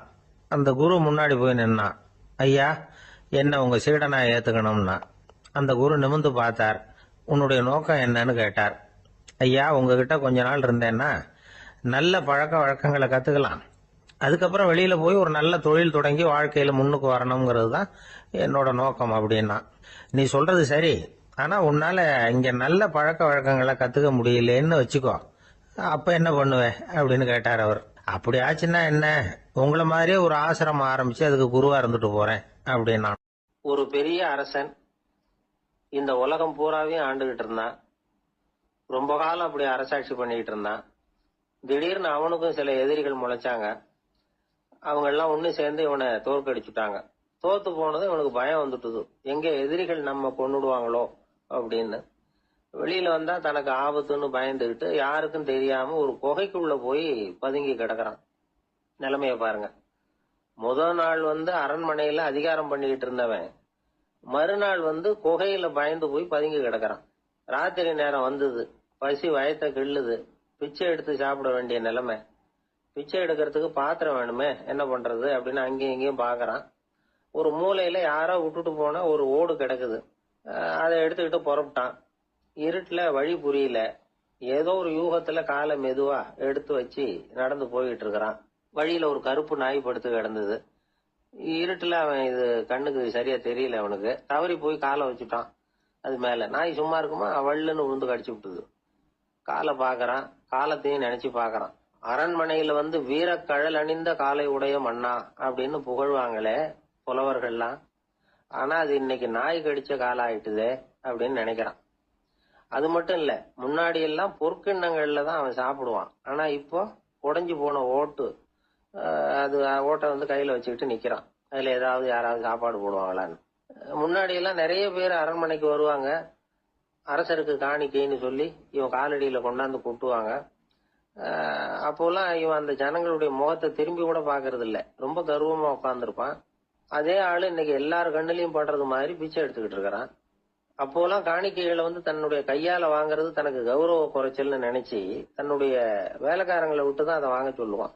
இப்போ பாத்தீங்கன்னா அவனே தன் கையாலேயே பிச்சை வாங்குறான். நினைச்சு பாருங்க, அந்த மனுஷன் முத நாள் அரசன், மறுநாள் பிச்சைக்காரன். எவ்வளவு வித்தியாசம்! செல்வம் தான் இப்படி ஒரு வித்தியாசம் ஏற்படுறதுக்கு காரணம். அப்படிப்பட்ட செல்வம் வாழ்க்கையை நடத்துறதுக்கு நமக்கு தேவைதான். ஆனா அதையே நாம அடைய வேண்டிய பயனா நினைக்கிறோம் பாருங்க, அதுதான் வேடிக்கை. இத வந்து நம்மாழ்வார் அழகா ஒரு பாசுரத்துல சொல்றார். ஒரு நாயகமாய் ஓட உலகுடன் ஆண்டவர், கருணாய் கவர்ந்த காலர், சிதைகிய பானையர், பெருநாடு காண இம்மையிலே பிச்சைதாம் கொள்வர், திருநாரணன் தாழ் காலம் பெற சிந்தித்து உய்மினோ அப்படிங்கிறார் நம்மாழ்வார். ஒரு பெரிய பணக்காரர் ஒரு துறவிகிட்ட போய், சாமி என்கிட்ட நிறைய பணம் இருக்கு, இருந்தாலும் நிம்மதி இல்ல, என்னால நிம்மதியா இருக்க முடியல, என்ன காரணம்னு கேட்டாராம். உடனே அந்த துறவி இதுக்கு நேரடியா பதில் சொல்லாம பக்கத்துல நின்றுகிட்டு இருந்த ஒரு குழந்தைய கூப்பிட்டார். அது ஓடியாந்தது. ஒரு ஆப்பிள் பழத்தை எடுத்து அது கையில கொடுத்தார். அதை வாங்கிக்கிட்டு குழந்தை சிரிச்சுது. இன்னொரு பழத்தை எடுத்து கொடுத்தார். அதை இன்னொரு கையில வாங்கிட்டு சிரிச்சுது. மூணாவது ஆப்பிள் எடுத்து கொடுத்தார். 2 பழத்தையும் நெஞ்சில் அணைச்சிக்கிட்டு 3வது பழத்தையும் வாங்கறதுக்கு முயற்சி பண்ணிச்சு. ஆனா அது உடனே நழுவி கீழே விழுந்து உருண்டு ஓடிச்சு. ஏற்கனவே இருந்ததும் விழுந்துட்டுது. இப்ப அந்த குழந்தை அழ ஆரம்பிச்சுட்டுது. இப்ப அந்த துறவி பணக்காரர்கிட்ட சொன்னாராம், குழந்தைய கவனிச்சியா? 2 ஆப்பிள் போதும்னு அது நினைச்சிருந்தா இப்போ அது அழ வேண்டிய அவசியம் வந்திருக்குமா அப்படின்னாராம். எதுவுமே அளவுக்கு மிஞ்சினா துன்பம் தான். இந்த காலத்துல இதெல்லாம் யாரு காதுல வாங்குறாங்க? ஒருத்தனை நல்ல வழிக்கு கொண்டு வரணும்னு நினைச்சு அவனை கூப்பிட்டு உட்கார வச்சு இந்த கதையை சொல்லிட்டு இருந்தாங்க. சொல்லிவிட்டு அந்த குழந்தை செஞ்சது தப்பு தானே அப்படின்னு கேட்டிருக்கிறாங்க. ஆமா, தப்பு தான். நானா இருந்தா அப்படி செஞ்சிருக்க மாட்டேன் நானா இவன். 2 பழமே போதும்னு சொல்லிருப்பியா அப்படின்னு கேட்டிருக்காங்க. அப்படி இல்லைங்க, அவர் கொடுக்க கொடுக்க ஒவ்வொரு பழமா வாங்கி பின்னாடி வச்சுட்டு மறுபடியும் கையை நீட்டுவேன் அப்படிங்கிறானா. இவெல்லாம் எந்த காலத்துல திருந்துறது? ஒரு மனிதர், அவர் யாருக்கிட்டே தொலைபேசியில பேசிட்டு இருக்கிறார். கொஞ்சம் தூரத்துல நாம நிக்கிறோம். எட்டத்துல இருந்துகிட்டு அவரை கவனிக்கிறோம். அவர் போன்ல பேசுறத, அவர் பேசுகிற வார்த்தைகள் என்ன அப்படிங்கறத நம்ம காதுல விழல. ஆனாலும் அவர் பேசிக்கிட்டு இருக்கிறது நல்ல செய்தியா கெட்ட செய்தியா அப்படிங்கறத நம்மால யூகிக்க முடியும். மகிழ்ச்சியான செய்தியை பேசும்போது முகம் மலருது, புன்னகை பூக்குது. இதுல ஒண்ணு நீங்க கவனிக்கணும். தொலைபேசியில நாம பேசுறப்போ நம்மோட பேசுறவர் எதிரில் இல்ல. அவர் தொலைபேசி வழியா நம்ம குரலை மட்டும்தான் கேட்க போறார். நம்ம முகத்தை அவர் பார்க்க போறது இல்ல. அப்படி இருந்தும் அப்ப நம்ம முகம் ஏன் மலரணும் அப்படின்னா, இதுதான் உடல் மொழி, பாடி லாங்குவேஜ் அப்படின்னு சொல்றாங்க. நம்ம அறியாமலேயே நம்ம உடம்பு செய்திகளை தெரிவிக்குது பாருங்க, அதுதான் உடல் மொழி. ஒரு மனிதர் தொலைபேசியில பேசிக்கிட்டு இருக்கிறத நீங்க தூரத்துல இருந்து கவனிச்சுக்கிட்டே, அவர் நண்பரோட பேசுறாரா, மனைவியோட பேசுறாரா, குழந்தையோட பேசுறாரா, இல்ல மேல் அதிகாரி கிட்ட பேசுறாரா, அல்லது அவருக்கு கீழே பணிபுரிகிறவர்கள் கிட்ட பேசுறாரா அப்படிங்கறத கண்டுபிடிக்கலாம். அதுக்கு காரணம் அவருடைய உடல் மொழி. இந்த உடல் மொழி கூட நம்ம வாழ்க்கையின் முன்னேற்றத்துக்கு பயன்படும். இத பத்தி எல்லாம் கூட சில நிபுணர்கள் ஆராய்ச்சி பண்ணி பார்த்திருக்கிறாங்க. அவங்க சில விவரங்களை சொல்றாங்க. குறிப்பா ஒருத்தர் தன்னுடைய நாற்காலியில கிட்டத்தட்ட படுத்துக்காத குறையா உட்கார்ந்து இருக்கிறாருன்னு வச்சுக்கோங்க. எதிர இருக்கிறவர் பேசுறது அவருக்கு பிடிக்கலன்னு அர்த்தமா. தலையை சொரிஞ்சுக்கிறது, வேற வேற திசைகள்ல பாக்குறது, கொட்டாவி விடுறது, கால்களை மாத்தி போட்டு உட்கார்றது, களைப்பா கை விரல்களை அப்படியே பின்னிக்கிறது, அடிக்கடி கடிகாரத்தை பாக்குறது, இப்படிலாம் ஒருத்தர் பண்ணிட்டு இருக்கிறாருன்னா நாம கூடிய சீக்கிரம் அந்த இடத்த விட்டு எழுந்திரிச்சு வந்துடுறது நல்லது. ஏன்னா இதெல்லாம் அவருடைய சலிப்பு, சோர்வு, ஆர்வமின்மை இதுக்கு அடையாளங்கள். நம்முடைய பேச்சு அவரை சலிப்படைய வச்சுட்டதுன்னு அர்த்தம். அவர் ரொம்பவும் சோர்ந்து போயிட்டாருன்னு பொருள். நம்முடைய பேச்சில் அவருக்கு ஆர்வம் இல்லைன்னு அர்த்தம். அதே நேரத்துல நாற்காலியின் நுனியில அமர்ந்து உடலை முன்னுக்கு நகர்த்தி எதிர இருக்கிறவரின் கண்களை பார்த்துக்கிட்டே பேசினாலும் சரி அல்லது பேச்ச கேட்டாலும் சரி, உங்க பேர்ல மத்தவங்களுக்கு உள்ள பிடிப்பு அதிகரிக்கும். நாம எப்படிப்பட்டவர்ங்கிறத நம்ம உடம்பும் நடை உடை பாவனையும் அடுத்தவங்களுக்கு காட்டி கொடுத்துரும். உங்க உடம்பு, உங்க பார்வை, நடை, உட்கார்ற விதம் இதை வச்சுக்கிட்டே நீங்க பொறுப்புள்ளவரா, முரடரா, அலட்சியமானவரா, மரியாதை தெரிஞ்சவரா, அடக்கமானவரா, நம்பிக்கைக்கு உரியவரா, நாணயம் இல்லாதவரா, பயந்தவரா, திறமசாலியா, அப்பாவியா அப்படிங்கறதெல்லாம் கண்டுபிடிச்சிடலாம். அதனால இந்த உடல் மொழியை புரிஞ்சுக்கிட்டு நம்மளை கொஞ்சம் சரிப்படுத்திக்கிட்டோம்னா வாழ்க்கையில சுலபமா பல காரியங்களை சாதிக்க முடியும். ஒரு மனநல மருத்துவமனை, அங்க ஒருத்தர் ஒரு நாற்காலியில உட்காந்துக்கிட்டு கார் ஓட்டுறது மாதிரி அப்படி பாவனை பண்ணிட்டு இருந்தார். ஸ்டேரிங்கை திருப்புறது மாதிரி, பின்னாடி வர்ற வண்டியை நிக்க சொல்றது மாதிரி, அப்புறம் இவர் ஒதுங்கிக்கிட்டு அவருக்கு வழி விடுறது மாதிரி, இப்படிலாம் சேட்டைகள் பண்ணிட்டு இருந்தார் மனநல மருத்துவமனையில. இத பார்த்துக்கிட்டு இருந்த ஒருத்தர் பக்கத்துல இருந்த இன்னொருத்தர்கிட்ட கேட்டார், இவர் ஏன் இப்படி பண்றாரு, இவருக்கு ஏன் அப்படி வந்தது நிலைமை அப்படின்னு சொல்லி அவர் விசாரிச்சார். அப்ப அவர் விவரம் சொன்னார். வேற ஒண்ணும் இல்லைங்க, இவருக்கு கார் ஓட்டணும்னு ஆசை ரொம்ப காலமா, அது நிறைவேறாம போயிட்டுது. அதுக்கப்புறம் அவர் மனநோயாளியா மாறிட்டார். இங்க அழைச்சிட்டு வந்தாங்க. இங்க அழைச்சிட்டு வந்ததுல இருந்து அப்படிதான் பண்ணிட்டு இருக்கிறார். அவ கார் ஓட்டுறது மாதிரிலாம் பாவனை பண்ணிட்டு இருப்பார், திருப்புறது மாதிரி பண்ணுவார், பின்னாடி வர்றவங்களுக்கு இடம் விடுவார், இப்படிலாம் செய்யறார் அப்படின்னு விவரம் சொன்னாங்க. நீங்க சொல்லப்படாதா, இப்ப நீங்க கார் ஓட்டல, வெறும் நாற்காலியில தான் உட்கார்ந்து இருக்கிறீங்க அப்படின்னு நீங்க சொல்லப்படாதா அவருக்கு அப்படின்னு கேட்டாங்க. அது முடியாதுங்க, ஏன்னா அந்த காரை கழுவுறதுக்காக அவர் தினமும் எனக்கு 10 ரூபா கொடுத்துக்கிட்டு இருக்கிறார் அப்படின்னாராம் அங்க வேலை செஞ்சுக்கிட்டு இருந்த ஒருத்தர். அதனால வாழ்க்கையில நாம இந்த உடல் மொழியை புரிஞ்சுக்கணும். உடல் மொழிங்கிறது இப்ப ஆரம்பத்துல சொன்னது மாதிரி அந்த தொலைபேசியில பேசுறவங்கள தூரத்துல இருந்து பார்த்தாவே அவர் யாருகிட்ட பேசுறாரு, என்ன பேசுறாருன்னு தெரியும். நம்ம முகத்தை நல்லா வச்சுக்கணும். உடல் மொழிய நம்ம புரிஞ்சுக்கிட்டு பயன்படுத்த ஆரம்பிச்சோம்னா எந்த முயற்சி பண்ணினாலும் அதுல வெற்றி நிச்சயம். ஒரு ஆள் இருந்தார், அவரு தன்னை ஒரு குருன்னு சொல்லிக்கிட்டார். மௌன குரு, வாயே திறக்கிறது இல்ல. அவருக்கு 2 சீடர்கள் உண்டு. இவங்க தான் வர்றவங்க கிட்ட பேசுவாங்க, விளக்கம் கொடுப்பாங்க. ஒரு நாள் இந்த சீடர்கள் 2 பேரும் எங்கேயோ வெளியில போயிட்டாங்க. அந்த நேரம் பார்த்து ஒருத்தர் அங்க வந்தார், குரு கிட்ட போனார். குருவே, புத்தர்னா என்னன்னு கேட்டார். குருவுக்கு ஒன்னும் புரியல. அவர் உண்மையான குருவா இருந்தாவில புரியும். அவர் திருன்னு முழிக்க ஆரம்பிச்சுட்டார். இந்த நேரம் பார்த்து இந்த சீடர்கள் எங்கேயோ போயிட்டாங்களே, என்ன பண்றது, உதவிக்கு யாராவது கிடைக்க மாட்டாங்களா அப்படின்னு அப்படியே சுத்தி பாக்குறார். அங்க பாக்குறார். வந்தவர் இதை கவனிச்சார். ஏதோ புரிஞ்சுக்கிட்டவர் மாதிரி அடுத்த கேள்வி கேட்டார். தர்மம்னா என்ன சுவாமின்னார். குருவுக்கு ரொம்ப சங்கடமா போச்சு. நம்ம நிலைமை இப்படி ஆயிட்டுதே, இக்கட்ல மாட்டிக்கிட்டோமே அப்படின்னு நினைச்சபடியே விட்டத்தை பார்த்தார். அப்புறம் குனிஞ்சு தரைய பார்த்தார். அப்படியே உட்காந்துக்கிட்டார். வந்தவர் உடனே அடுத்த கேள்விக்கு போயிட்டார். தியானம்னா என்ன சுவாமின்னார். பாவம் என்ன பண்ணுவார் அந்த குரு, பேசாம கண்ணை கெட்டியா மூடிக்கிட்டார். இது ஏதடா வம்பா போச்சுன்னு. இவர் இப்படி பண்ணா கூட வந்தவர் சளைக்கல. இன்னொரு கேள்வியும் கேட்டார். ஆசீர்வாதம்னா என்ன அப்படின்னார். இவர் பார்த்தார், இப்படியே போனா இவர் கேள்வி கேட்கறத நிறுத்த மாட்டார் அப்படின்னு நினைச்சுக்கிட்டு எனக்கு ஒண்ணுமே தெரியாதுங்கிற பாவனையில 2 கையையும் விரிச்சு காட்டினார். வந்தவர் முகத்துல மகிழ்ச்சி, மன நிறைவு, ஏதோ எல்லாம் புரிஞ்சுக்கிட்ட ஒரு மாதிரி அங்கிருந்து புறப்பட்டு போனார். வழியில அந்த குருவோட சீடர்கள் 2 பேரையும் சந்திச்சார். உங்க குருவை தான் பார்த்துட்டு வரேன்னாரு இவரு. என்ன நடந்ததுன்னு கேட்டாங்க. இவரு வரமா சொல்றார், உங்க குரு எவ்வளவு பெரிய ஞானி தெரியுமா, புத்தர்னா என்னன்னு கேட்டேன், அதுக்கு அவர் அப்படியும் இப்படியும் பார்த்தார், அதுக்கு என்ன அர்த்தம் தெரியுமா, மக்கள் புத்தரை அங்கேயும் இங்கேயும் தேடுறாங்க, உண்மையில அவர் அங்கேயும் இங்கேயும் தேடி கண்டுபிடிக்க முடியாது அப்படிங்கறத அவர் செய்கை மூலம் உணர்த்தினார். அதுக்கப்புறம் தர்மம்னா என்னன்னு கேட்டேன். அவர் மேலையும் கீழையும் பார்த்து தர்மம் சமமானது, அதுல உயர்வு தாழ்வு இல்லைங்கிறத உணர்த்தினார். அதுக்கப்புறம் தியானம்னா என்னன்னு கேட்டேன். கண்ணை மூடிக்கிட்டார்.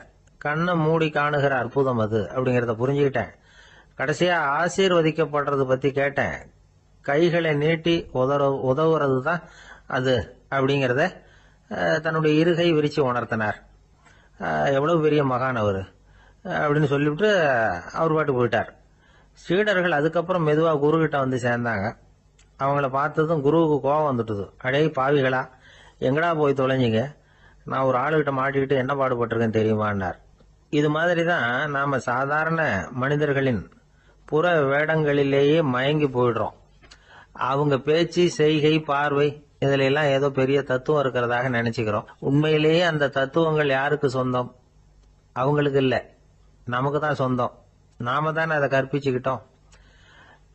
நம்ம நாம அடையாளம் கண்டுக்கிறது இல்ல, நாம யாருங்கிறது நமக்கு புரியறது இல்ல. அதுதான் இன்னைக்கு நடக்கிறது. அதனாலதான் அடுத்தவங்களை தேடி ஓடிட்டு இருக்கிறோம். சில வீடுகளில் கூட இது மாதிரி சைகைகள் உண்டு. சில குடும்ப தலைவர்கள் தினமும் காலையில கண்ணை கெட்டியா மூடிக்கிட்டு கை ரெண்டையும் சுத்தமா விரிச்சு வச்சுக்கிட்டே உட்காந்து தியானம் பண்றது வழக்கம். எதுக்காக அப்படி பண்றீங்கன்னு ஒருத்தரை பார்த்து கேட்டேன். இந்த மாசம் வாங்கின சம்பளம் பூரா தீர்ந்து போச்சு, இனிமே என் கையில சுத்தமா ஒண்ணுமில்ல, புதுசா எதுவும் செலவு வச்சுடாதே அப்படிங்கறத அப்படி உள்ளங்கை ரெண்டையும் விரிச்சு காட்டி அவங்களுக்கு உணர்த்துறேன் அப்படின்னார். எனக்கு தெரிஞ்ச ஒருத்தர் இருக்கார். அவரு ஒரு பெரிய காவல்துறை அதிகாரி, ரொம்ப கண்டிப்பானவர். அவரை கண்டாவே எல்லாரும் பயப்படுவாங்க. அப்படிப்பட்டவர் வீட்டுக்கு போனா அப்படியே அடியோட மாறிடுவார். அங்க போய் பாத்தீங்கன்னா குழந்தைகளோட குழந்தையா அவர் விளையாடிட்டு இருப்பார். அலுவலக சமயத்துல பாத்தீங்கன்னா குதிரை முதுகுல அவர் உட்கார்ந்துருப்பார். வீட்டுல பாத்தீங்கன்னா அவரு முதுகுல குழந்தை உட்காந்துருக்கும். அவரு குதிரை மாதிரி போயிட்டு இருப்பார். இது எப்படிங்க முடியுது உங்களால அப்படின்னு கேட்டாங்க. அது ஒண்ணுமில்ல, இங்க வீட்டுக்கு வந்த உடனே என்னோட மனசை தனியா எடுத்து வச்சிருவேன் அப்படின்னார். அது என்னங்க உங்க சட்ட பயிலியா இருக்குது மனசு, அது தனியா எடுத்து வைக்கிறதுக்கு அப்படின்னு கேட்டாங்க. அப்படி இல்லைங்க, இது ஒரு பயிற்சி, மனப்பயிற்சி, அவ்வளவுதான் அப்படின்னார். இப்படி சமயம் பார்த்து மனசை தனியா வச்சுவிட தெரிஞ்சவங்க வாழ்க்கையில எப்பவும் உற்சாகமா இருப்பாங்க அப்படிங்கிறது பெரியவங்க கருத்து. ஒரு டாக்டர் ஆஸ்பத்திரியில இருக்கிற வரைக்கும் டாக்டரா இருக்கலாம். அவர் மனைவிகிட்டையும் அவர் டாக்டரா இருக்க வேண்டிய அவசியம் இல்லை. ஒரு வக்கீல் கோர்ட்ல இருக்கிற வரைக்கும் வக்கீலா இருக்கலாம். வீட்டுக்கு வந்ததுக்கு அப்புறமும் வக்கீலா இருக்க வேண்டிய அவசியம் கிடையாது. வீட்டுல குழந்தைகள் கிட்ட விளையாடும் பொழுதும் அதுகள்கிட்ட ஃபீஸ் கேட்டுட்டு இருக்க கூடாது. நாம எப்படி இருக்கணும்னு பெரியவங்க சொல்றாங்கன்னா, மனசோட சேரப்படாதான். அப்படி சேராம வாழ்க்கையை கவனிக்கணுமா. மனசை அப்படியே தனியா எடுத்து பக்கத்துல வச்சுடணும். அப்படின்னா அதை அப்படியே தூக்கி எறிஞ்சுடு அப்படின்னு அர்த்தம் இல்லை. ஏன்னா மனசுங்கிறது நமக்கு உபயோகப்படக்கூடிய ஒண்ணுதான். எப்ப அது தேவையோ அப்பப்போ எடுத்து உபயோகப்படுத்திக்கணும். தேவைப்படுறப்போ எடுத்து கண்ணாடியை மாட்டிக்கிறோம்ல, படிக்கும் பொழுது கண்ணாடி தேவைப்படுதோ எடுத்து மாட்டிக்கிறோம் இல்லையா, அது மாதிரி கணக்கு போடுறதுக்கு மனசு தேவை. கடைக்கு போய் ஒரு பொருள் வாங்குறோம், காசு கொடுக்குறோம், மீதி சில்லறை சரியா இருக்கா அப்படின்னு எண்ணி பார்த்து வாங்க வேண்டியிருக்கு. அந்த சமயத்துல மனசை எடுத்து தனியா வச்சுட்டேன் அப்படின்னு சொல்லிட்டு இருக்க கூடாது. பரீட்சைக்கு படிக்க வேண்டியிருக்குது, படிச்சதையெல்லாம் அப்படியே நினைவுல வச்சுக்க வேண்டியிருக்கு. அந்த சமயத்துல மனசை தூக்கி எறிஞ்சுட்டேன் சார் அப்படின்னு சொல்லிட்டு இருக்க கூடாது. அப்படி சொன்னா பரீட்சை நம்மளை தூக்கி எறிஞ்சிடும். அதனால தேவைப்படுறப்போ மனசை உபயோகப்படுத்தணும், தேவையில்லாதப்போ அது தனியா ஓய்வு எடுத்துக்க விட்டுடணும். இப்படி நாம பழக்கப்படுத்திக்கிட்டா வாழ்க்கைங்கிறது நமக்கு புதுசா தெரியுமா. மனசுக்கும் ஒரு சக்தி கிடைக்கும். எந்திரங்களுக்கு ஓய்வு கொடுக்கற மாதிரி மனசுக்கும் ஓய்வு கொடுக்கணும், இல்லைன்னா அது களைச்சு போயிடும். குழந்தைகள் மனசை சுமந்துகிட்டு இருக்கிறது இல்ல. இது முதியவர்கள் குழந்தைகள் கிட்டே இருந்து கத்துக்க வேண்டிய ஒரு பாடம். ஆனாலும் இந்த கால குழந்தைகள் கிட்ட ரொம்ப எச்சரிக்கையா இருக்க வேண்டியிருக்கு. ஒரு தாத்தாவும் பேரனும் விளையாடிக்கிட்டு இருக்கிறாங்க. தாத்தா எனக்கு சைக்கிள் ஓட்ட கத்து கொடு அப்படிங்கிறான் பேரன். சைக்கிள் உயரம் கூட இல்ல, அதுக்குள்ள சைக்கிள் ஓட்டணுமா அப்படின்னாரு தாத்தா. ஏன் தாத்தா, ரயில் ஓட்டுறாரு, அவர் என்ன ரயில் நீளமா இருக்கார் அப்படின்னு கேட்டானா அந்த பையன். அவருடைய சீடர்கள் கொஞ்சம் பேர் ஒரு பாதை வழியா நடந்து போயிட்டு இருக்கிறாங்க. வழியில ஒரு ஆறு, அதை கடக்க வேண்டியிருந்தது. ரொம்ப ஆழம் கிடையாது. அதனால எல்லாரும் இறங்கி நடக்க ஆரம்பிச்சாங்க. அப்போ அந்த குரு சொன்னாராம், ஞானம் பெற்றவன் ஆற்றை கடக்கும் போது அவனுடைய கால்கள் ஒருபோதும் நனையாது அப்படின்னாராம். இத கேட்டது சீடர்களுக்கு ஒன்றும் புரியல. அவங்க எல்லாரும் குழம்பி போயிட்டாங்க. ஞானம் பெற்றவர்கள் காலு தண்ணீர்ல நனையாதுன்னு சொல்றாரே நம்ம குரு, ஆனா இவரு கால் இப்ப தண்ணீர்ல நனையுதே அப்படின்னா இவருக்கு இன்னும் ஞானம் கிடைக்கலன்னு அர்த்தமா? இப்படி எல்லாம் யோசிக்க ஆரம்பிச்சுட்டாங்க. ஒரு சீடன் மெதுவா கேட்டுட்டான், சுவாமி, ஞானியின் பாதங்கள் ஒருபோதும் நனையாது அப்படின்னு சொல்றீங்க, ஆனா உங்களுடைய பாதங்கள் நனைஞ்சிருக்குதே அப்படின்னா. முட்டாளே, நனைஞ்சிருக்கிற பாதங்கள் என்னுடையது இல்லைன்னார் குரு. அவர் சொல்றது சரிதான், அதுல ஒன்னும் குழப்பம் இல்லை. அந்த தண்ணீர் அவரை தொட முடியாது. குரு என்ன சொல்றாரு தெரியுமா? எதுவும் என்ன தொட முடியாது, ஏன்னா நான் இல்லை அப்படிங்கிறார். நானே இல்லைங்கிறப்போ எதுவும் என்ன தொட முடியாது. இந்த கால் என்னுடையதுங்கிற நினைப்பு இருந்தா தானே தண்ணீர் அதை தொடர்றது எனக்கு தெரியும். நீங்க ஒரு குருவோட தொடர்பு கொள்ளுகிற போது ஒன்னு ஞாபகத்துல வச்சுக்கணும். அவர் யாராகவும் இல்லாத ஒருத்தர், அதாவது நோபடி. நீங்க தொடர்பு கொள்றது ஒரு ஸ்தூல பொருளோட அல்ல, ஒரு தோற்றத்தோட மட்டுமே. இதெல்லாம் பெரியவங்க பேசுற பேச்சு. அந்த அளவுக்கு நான்கிற உணர்வே இல்லாம இந்த உலகத்துல நம்மால வாழ முடியுமா? அது நடைமுறை சாத்தியமா? பற்றில்லாமல் வாழணும்னு பல பேர் அறிவுரை சொல்றாங்க. நம்ம லெவல்ல நாம குறைஞ்சபட்சம் பேராசை இல்லாம வாழ கத்துக்கிட்டா போதும். ஒருத்தன் நிலத்தை உழுதுகிட்டு இருந்தான். ஏற்கால ஏதோ தட்டுப்பட்ட மாதிரி தெரிஞ்சது. என்னன்னு பார்த்தான், அழகான சிலை ஒண்ணு கிடைச்சது. நல்ல விலைக்கு இதை விற்க முடியும். அதை அப்படியே மறைச்சு வச்சிருந்து பொழுது சாஞ்ச உடனே யாருக்கும் தெரியாம வீட்டுக்கு கொண்டுட்டு வந்துட்டான். வீட்டுல இருந்த மனைவி மக்கள்லாம் ஆளாளுக்கு ஒரு கற்பனை செய்ய ஆரம்பிச்சுட்டாங்க. இந்த சிலையை வித்து கிடைக்கிற பணத்துல பெருசா வீடு ஒண்ணு கட்டணும் அப்படிங்கிற நினைப்பு மனைவிக்கு. கழுத்து நிறைய நகை பண்ணி போட்டுக்கணுங்கிற கற்பனை மகளுக்கு. ஒரு நல்ல கார் வாங்கி அதுல உட்காந்து ஊர் சுத்தணுங்கிற ஆசை மகனுக்கு. இப்படி வீட்டுல இருந்த ஒவ்வொருத்தரும் ஒவ்வொரு விதமான கற்பனை சந்தோஷத்துல மிதந்துகிட்டு இருக்கிறாங்க. ஆனா அந்த புதையலை எடுத்துக்கிட்டு வந்தானே, அவன் மட்டும் ரொம்ப சோகமா ஒரு மூலையில உட்காந்துருக்கிறான். என்னாச்சு உங்களுக்கு, ஏன் இப்படி என்னத்தையோ பறி கொடுத்த மாதிரி உட்காந்துருக்குறீங்க அப்படின்னு கேட்டாங்க வீட்டுக்காரம்மா. இதுக்கு அவன் மெதுவா தலையை தூக்கி பதில் சொல்றான். அந்த நாள்ல காணாம போனது 18 சிலைகள் அப்படின்னு என்னுடைய பாட்டனார் சொல்லுவார். இன்னும் 17 சிலைகள் எங்க புதைஞ்சு கிடக்குதோ தெரியலையே அப்படின்னு பெருமூச்சு விட்டான். ஆசைப்படுறதுல தப்பு இல்லை, ஆனா அந்த ஆசை தேவைக்கு தகுந்த மாதிரி இருக்கணும்.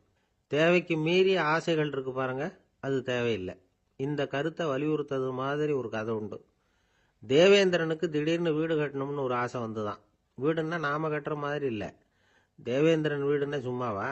ஒரு பிரம்மாண்டமான அரண்மனை கட்டணும். அது மாதிரி இந்த 3 லோகத்திலயும் ஒரு அரண்மனை கிடையாது அப்படின்னு எல்லாரும் சொல்லணும். இது அவனோட ஆசை. உடனே தேவ தச்சரான விஸ்வகர்மாவை கூப்பிட்டான், உத்தரவு போட்டான். விஸ்வகர்மா தன்னுடைய உதவியாளர்களை எல்லாம் கூப்பிட்டு ஒன்னா சேர்த்துக்கிட்டார். படாத பாடுபட்டு ஒரு பெரிய அரண்மனையை கட்டி முடிச்சார். கட்டி முடிக்க 1000 வருஷம் ஆச்சு. தேவேந்திரன் பார்க்கறான். அவனுக்கு திருப்தி ஏற்படலை. என்னுடைய அந்தஸ்துக்கு இது ரொம்ப சாதாரணமான கட்டிடம், இதை விட இன்னும் பெருசா கட்டு அப்படின்னா. தேவ தச்சர் திணறி போயிட்டார். அவரால் அதுக்கு மேல எதுவும் செய்ய முடியல. என்ன பண்றதுன்னு யோசனை பண்ணார். நேரா நாரதர் காலில் போய் விழுந்தார். நீங்க தான் என்ன இந்த பிரச்சனையிலேருந்து காப்பாற்றணும்னார். நாரதர் யோசனை பண்ணார். சரி, கவலைப்படாதேன்னார். நேரா இந்திரன் கிட்ட போனார். இந்திரன் நாரதரை பார்த்த உடனே வாங்கன்னு கூட்டிட்டு போய் அரண்மனையை காட்டினான். இது மாதிரி ஒரு அரண்மனையை நீங்க வேற எங்கேயாவது பார்த்துருக்கிறீங்களா அப்படின்னு ரொம்ப பெருமையா கேட்டான். நான் பார்த்ததில்லை, ஆனா என்னை விட வயசுல மூத்தவர் மகரிஷி லோமேசர், அவர் ஒருவேளை பார்த்துருக்கிறாரா என்னமோ அப்படின்னார். உடனே அவரை மனசுல நினைச்சு தியானம் பண்ணினார். அடுத்த கணம் லோமேசர் அங்க வந்தார். இடையில ஒரு சின்ன துண்டு, கையில ஒரு கமண்டலம், தலையில ஒரு பாய், அவ்வளவுதான் அவர்கிட்ட இருந்தது. எதுக்காக தலையில எந்த பாய் அப்படின்னு கேட்டான் இந்திரன். என்ன மாதிரி அற்ப ஆயுள் உள்ள ஒரு ஜீவன் தனியா வீடு கட்டிக்கிட்டு திண்டாடணுமா? இந்த பாய் தான் ஒரு வீடு மாதிரி எனக்கு நிழல் கொடுக்குது அப்படின்னார் அவர். என்னது, உங்களுக்கு அவ்வளவு கொஞ்சமான ஆயுளா அப்படின்னு ஆச்சரியத்தோட கேட்டான் இந்திரன். ஆமா, இதை பாரு, என்னுடைய மார்புல ஒரு பொற்காசு அளவுக்கு ரோமம் உதிர்ந்துட்டுது. எப்ப என் உடம்புல உள்ள எல்லா ரோமமும் உதிர்ந்துருமோ அப்ப என்னுடைய ஆயுள் முடியும் அப்படின்னார். எப்ப அந்த ரோமங்கள் பூரா உதிரும்னு கேட்டான் இவன். ஒரு பிரம்மா மறைஞ்சதும் ஒரு ரோமம் உதிரும். என் உடம்புல உள்ள ரோமங்களின் எண்ணிக்கை எவ்வளவோ அவ்வளவு பிரம்மாக்கள் தோன்றி அவங்க ஆயுள் முடியும் பொழுது என் உடம்புல உள்ள ரோமங்கள் பூரா உதிரும் அப்படின்னார். அப்படின்னா ஒரு பிரம்மாவோட ஆயுள் எவ்வளவு காலம்னு கேட்டான். ஒரு பிரம்மாவுக்கு 100 தேவ வருஷம்.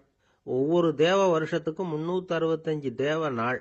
ஒவ்வொரு தேவ நாள்லயும் ஒன்ன மாதிரி 14 இந்திரர்கள் தோன்றி மறைகிறாங்க அப்படின்னு மகரிஷி லோமேசர் சொல்றார். இதை கேட்டதும் இந்திரன் ஆடி போயிட்டான். அவ்வளவு ஆயுள் உள்ள இவரே அற்ப ஆயுள்னு சொல்றார். நான் என்னுடைய ஆயுளை பெருசா நினைச்சுக்கிட்டு பிரம்மாண்டமான அரண்மனை கட்டணும்னு ஆசைப்படுறேனே அப்படின்னு நினைச்சான். எனக்கு வீடு கட்டின வரைக்கும் போதும்னு விட்டான். அதனால நாமெல்லாம் நம்முடைய தேவைக்கு தகுந்த மாதிரி ஆசைப்படுறது தான் நியாயம். ஆனா அப்படியா நடந்துக்கிறோம்? மனுஷன் கடவுளையே ஏமாத்தி காசு வாங்கறதுக்குள்ள ஆசைப்படுறான். ஒருத்தன் கடவுளை நினைச்சு தவம் இருந்தான். கடவுள் நேரில் வந்தார். தேவலோகத்தில் ரூபாய்க்கெல்லாம் என்ன மதிப்புன்னு கேட்டான். அங்கெல்லாம் ரூபாய்ங்கிறது உங்கள் பணத்தில் 1,00,00,000 ரூபாய்க்கு சமம். அதாவது தேவலோகத்தில் 1 ரூபான்னா இங்கே 1,00,00,000 ரூபா. அது மாதிரி எங்களுக்கு ஒரு நாளுங்கிறது உங்கள் கணக்கில் 1,00,00,000 வருஷத்துக்கு சமம் அப்படின்னார் கடவுள். அப்படின்னா எனக்கு நீங்கள் அதிகமாக எதுவும் தர வேணாம், உங்கள் கணக்குப்படி ஒரே 1 ரூபா கொடுங்க, அது போதும்னா இவன் ரொம்ப சாமர்த்தியமா. கடவுள் யோசனை பண்ணார். அது ஒன்றும் கஷ்டம் இல்லை, 1 ரூபா தானே கேட்குற, கொடுத்துட்றேன். ஆனால் இப்போ வரும்பொழுது நான் எடுத்துக்கிட்டு வரல, எங்கள் கணக்குப்படியே 1 நாள் பொறுத்துக்க பணத்தோடு வந்துடுறேன் அப்படின்னு சொல்லிவிட்டு பறந்து போயிட்டார். ஒரு நாள் ஒரு தகப்பனார் தன்னுடைய பிள்ளைய அழைச்சிட்டு வந்தார். சார், இவன் சரியாக படிக்க மாட்டேங்கிறான், பெரியவங்களை மதிக்க மாட்டேங்கிறான், நீங்கள் கொஞ்ச நாள் இவனுக்கு குருவாக இருந்து நல்ல விஷயங்களை சொல்லி கொடுத்தா தேவையில்லைன்னார். பெரியவங்களையும் மதிக்காதவன் எப்படி என்ன மதிக்க போகிறான் அப்படிங்கிறது நமக்கு யோசனை வரும் இல்லையா? வேணாங்க, என்னை விட்டுருங்க அப்படின்னோம். அவர் விட மாட்டேன்னு விட்டார். இல்லைன்னா அவரே சிஷ்யன் ஆகிடுவார் போல இருந்தது. சரி, வேற வழி இல்லாமல் அந்த பையனையே என்னுடைய சீடை நான் ஏற்றுக்கிட்டு உபதேசம்லாம் பண்ண ஆரம்பித்தோம். அதாவது குரு பக்தின்னா அது எப்படி இருக்கணுங்கிறத பற்றி சொல்லி கொடுத்தோம் அவனுக்கு. சதமகர் அப்படின்னு ஒரு குரு இருந்தார். அவருக்கு ஒரு சீடர். அவன் பேர் துளசி சைதன்யன், நைஷ்டிக பிரம்மச்சாரி. தன்னுடைய குருவுக்கு எந்த நேரத்தில் எது தேவைங்கிறத புரிஞ்சுக்கிட்டு சேவை செய்கிறவன். ஆனால் இவனை பற்றி மற்ற சீடர்களுக்கு பொறாமை வந்துட்டுது. இவன் மட்டும் இப்படி இருக்கானேன்னு உடனே குரு கிட்ட போய் கோல் மூட்டினாங்க. அவன் சரியில்லை, அவன் நடந்துக்கிறது சரியில்லை, அப்படி இப்படின்னு எதையாவது சொல்லி. இருந்தாலும் இதையெல்லாம் அந்த குரு நம்பலை. அவருக்கு தெரியும் யார் யார் எப்படின்னு. துளசி சைதன்யன் பெருமையை மற்ற சீடர்களுக்கு உணர்த்தணும் அப்படின்னு நினைச்சார். அதுக்கு ஒரு வழி பண்ணார். ஒரு நாள் சீடர்களை எல்லாம் கூப்பிட்டுக்கிட்டு ஒரு காட்டு வழியாக போய்கிட்டு இருந்தார். அங்கே ஒரு பெரிய மலை அருவி கொட்டிக்கிட்டு இருந்தது. குரு சீடர்கள் பக்கம் திரும்பினார். இந்த மலையின் மேலே இருந்து அந்த படுபாதாளத்தில் குதிக்கிறதுக்கு உங்களில் யார் தயார் அப்படின்னு கேட்டார். ஒரு சீடனும் வாயை திறக்கலை, ஒதுங்கி நின்றுக்கிட்டாங்க. பின்னாடி மூட்டை முடிச்சோடு வந்துக்கிட்டு இருந்தான் துளசி சைதன்யன். அவனை பார்த்தார். தப்பாருப்பா, நீ மேலே இருந்து அந்த அருவியில் குதி அப்படின்னார். அப்படியே செய்கிறேன் சுவாமின்னா ஓடி போய் பொத்துன்னு குதிச்சுட்டான். அடுத்த கணமே குருநாதர் தன்னுடைய யோக சக்தியால் பறந்து போய் அவன் கீழே விழுந்துடாமல் தாங்கி பிடிச்சி கொண்டுகிட்டு வந்துட்டார். மற்ற சீடர்களுக்கெல்லாம் ஒரு மாதிரி ஆயிட்டுது. அடுத்தபடியாக என்ன பண்ணலாம்னு யோசிச்சாங்க இவனை மாட்டி விடுறதுக்கு. ஒரு நாள் வெத்தலை அடிக்கிற ஒரு சின்ன உரலையும் உலக்கையையும் எடுத்து ஒளிய வச்சுட்டாங்க. சதமகர் சன்னியாசி இல்லை, அவர் வெத்தலை போடுவார். பல்லு சரியில்லை, அதனால இடித்து தான் வெத்தலையை போடணும். திடீர்னு வெத்தலை பாக்கு கேட்டார். வழக்கமாக உரலில் இடித்து தர்றது தான் துளசியின் பழக்கம். உரலை தேடினா கிடைக்கல, என்ன பண்ணுறது? குரு கேட்டுவிட்டாரே, குரு சேவை தானே முக்கியம். என்ன பண்ணா, வெத்தலை பாக்க தன்னுடைய வாயில் போட்டு முன்னும் அதை எடுத்து அவர்கிட்ட கொடுத்துட்டான். குரு எதையோ படிச்சுக்கிட்டே அதை வாங்கி வாயில் போட்டுக்கிட்டார். துளசி, இன்னைக்கு தாம்பூலம் நல்லா இடிக்கப்பட்டிருக்கு, ருசியாக வேற இருக்குது, அதை இடித்த பாத்திரத்தை என் கண்ணால் பார்க்கணும்னு ஆசையாக இருக்குன்னு விட்டார். அதை மட்டும் அனுப்பி போய் நீ வர வேண்டான்னு வேற சொல்லிவிட்டார். இதை கேட்டதும் துளசி தவிச்சு போயிட்டான். இவன் போகாமல் எப்படி வாயை மட்டும் அனுப்பி வைக்க முடியும்? இவன் தவிக்கிறத பார்த்ததும் மற்ற சீடர்களுக்கெல்லாம் மனசுக்குள்ள ரொம்ப சந்தோஷம். துளசி கொஞ்சமும் யோசிக்கல, வாழை எடுத்தான், தன்னுடைய தலையவே அப்படியே அறுத்து வெட்டி எடுத்தான். இன்னொரு சீடங்கிட்ட கொடுத்துட்டான், எடுத்துட்டு போன்னு சொல்லி. கொண்டுட்டு போய் குரு முன்னாடி வைக்கிறாங்க. அந்த தலையில் வாய் திறந்துருக்கு, வெத்தலை போட்டு முன்னு இருந்தது, தெரிஞ்சு போச்சு, சிவப்பாக இருந்தது. அவனுடைய குரு பக்தியை இப்போ எல்லாரும் ஒத்துக்கிட்டாங்க. அதுக்கப்புறம் குரு சதமகர் தன்னுடைய அற்புத திறமையினால அந்த தலையை மறுபடியும் ஒட்ட வச்சுட்டார். துளசிக்கு உயிர் வந்துட்டுது. இப்படி ஒரு பெரிய கதை உண்டு. அதாவது துளசி சைதன்யன் அவனுடைய குரு பக்தி எப்படி அப்படின்னு கேட்டோம். ரொம்ப அபாரம் அப்படின்னு அந்த பையன் அடக்கமா, சும்மா விளையாட்டுக்காக தான் அப்படி அவங்ககிட்ட கேட்டோம். ஏன்பா, உன்னுடைய குரு பக்தியை என்கிட்ட காட்டுறதுக்கு உன்னோட கழுத்தை நீயே அறுக்கணும்னு நான் சொன்னா அதை நீ செய்வியா அப்படின்னு கேட்டோம். என்னுடைய கழுத்தை நானே அறுக்க வேண்டிய அவசியம் இல்லை சார் அப்படின்னா அவன். ஏண்டான்னு, அதே காரியத்தை தான் இனிமே நீங்க தினமும் செய்ய போறீங்களே சார் அப்படிங்கிறான். ஒருத்தர் ரொம்பவும் மகிழ்ச்சியா வந்துகிட்டு இருந்தார். என்ன விஷயம்னு விசாரிச்சேன். நான் தோத்து போயிட்டேன், அதுதான் மனசுக்கு மகிழ்ச்சியா இருக்கு அப்படின்னார். எனக்கு இது ரொம்ப ஆச்சரியமா போச்சு. இந்த உலகத்தில் தோத்து போறவங்க யாரும் மகிழ்ச்சியா இருக்கிறது இல்லை. அப்படி இருக்கிறப்ப இவர் இப்படி சொல்றாரு, எங்க தோத்து போனீங்கன்னு கேட்டேன். அதுக்கப்புறம் தான் அவர் விவரமா சொன்னார். என்னோட 5 வயசு குழந்தையோட நான் விளையாடிக்கிட்டு இருந்தேன். அந்த விளையாட்டில் என் குழந்தை ஜெயிச்சுட்டுது, நான் தோத்து போயிட்டேன் அப்படின்னார் ரொம்ப உற்சாகமா. நான் யோசிச்சு பார்த்தேன். அதாவது நாம சின்ன குழந்தையா இருக்கிறப்போ எந்த விளையாட்டில் கலந்துக்கிட்டாலும் அதில் நாம தான் ஜெயிக்கணும்னு ஒரு வெறி நமக்குள்ள இருக்கும். நம்மளை எதிர்த்து விளையாடுறவர் நல்லவரா கெட்டவரா, பெரியவரா சின்னவரா அப்படிங்கறதெல்லாம் முக்கியம் கிடையாது. அவர் தோத்து போகணும், நாம ஜெயிக்கணும், அதுதான் முக்கியம். எதிரியை சந்தோஷப்படுத்த விளையாடுகிற கலை அப்ப நமக்கு தெரியறதில்ல. வாழ்க்கையில ஒரு பக்குவம் வந்ததுக்கு அப்புறம் வெற்றி பெறணுங்கிற மன அழுத்தம் போயிடுது. போட்டியில ஜெயிக்கணுங்கிறத விட குழந்தைய சந்தோஷப்படுத்தணுங்கிறது முக்கியமா போச்சு. ஜெயிக்கணுங்கிற வெறி ஓடி போட்டுது. ஒரு குழந்தையா இருந்தப்போ நம்ம வளர்ச்சிக்கு உதவிய வெறி பெரியவனானதுக்கு பிறகு நமக்கு எதிரியா மாறுது. அதை சரியான சமயத்துல நாம புரிஞ்சுக்கிட்டோம்னா போதும், நாம பொழைச்சிக்கலாம். ஒவ்வொரு மனுஷனுமே வாழ்க்கையோட அடுத்த கட்ட வளர்ச்சியில அடி எடுத்து வைக்கிற நேரத்துல தன்கிட்ட இருந்து ஏதோ ஒரு குணத்தை அல்லது தன் கூட இருந்த ஏதோ ஒரு உறவை நாம இழக்கத்தான் வேண்டி இருக்குது. ஒரு கட்டம் வரைக்கும் உதவியா இருந்த குணம் அடுத்த கட்டத்துக்கு தடையா கூட மாறிடலாம். இந்த பரிமாண மாற்றத்துக்கு உள்ளாகிற ஒவ்வொருத்தரும் பிரத்யட்சமா இதை உணர்றாங்க. ஆனா பல பேர் எப்படின்னா பழச திறந்துட்டு புதிய கொள்கைகளை உருவாக்கிக்கிறதுக்கு இஷ்டம் இல்லாம இருந்துடுறாங்க, அல்லது அப்படி செய்ய முடியாம தவிக்கிறாங்க. இதையெல்லாம் மீறி அந்த பழச திறந்துட்டா அதை இழந்ததால உண்டாகிற மன அழுத்தம் சில காலத்துக்கு வருத்திக்கிட்டு தான் இருக்கும், வேற வழி இல்லை.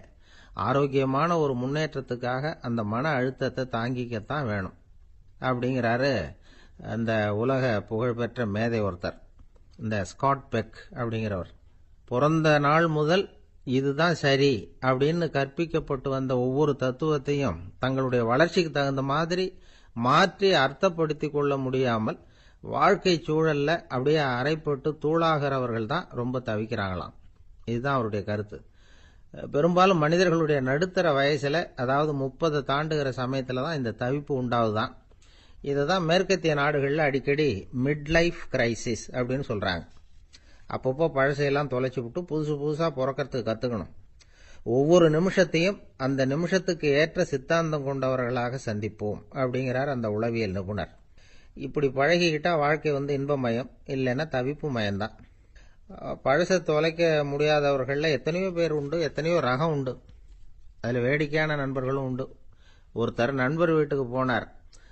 அவரு ஏதோ இனிப்பு பலகாரம் கொடுத்து சாப்பிட சொல்லியிருக்கிறாங்க அவங்க வீட்டுல. இவர் சாப்பிட்டு பார்த்துட்டு சொன்னாராம், சார் 6 மாசத்துக்கு முன்னாடி ஒரு தடவை இங்க வந்தேன், அப்போ ஒரு இனிப்பு பலகாரம் கொடுத்தீங்க, அது இதை விட நல்லா இருந்தது சார் அப்படின்னாராம். அப்ப செஞ்ச அதே இனிப்பு பலகாரம் தான் சார் இதுவும் அப்படின்னாராம் அவர். 9வது பாடல்.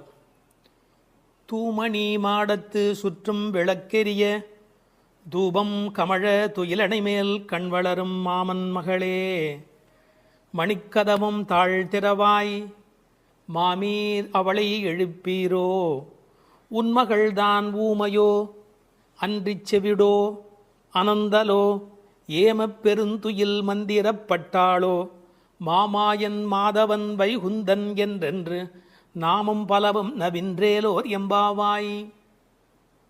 அப்பழுக்கற்ற தூய்மையான பரிசுத்தமான மாட மாளிகைகளைச் சுற்றிலும் 4 பக்கங்களிலும் விளக்குகள் ஒளிவிட்டு பிரகாசித்து எரிந்து கொண்டிருக்கவும், அம்மாளிகையைச் சுற்றிலும் அகில் சந்தனம் போன்ற வாசனைப் பொருள்களின் நறுமணம் எங்கும் கமழவும், நல்ல பஞ்சடைத்த மெத்தையில் கண்ணுறக்கம் கொள்ளும் எங்கள் மாமன் மகளே, மாணிக்கங்கள் பதிக்கப் பெற்ற உன் வீட்டு கதவின் தாழ்பாளை திறக்க மாட்டாயா?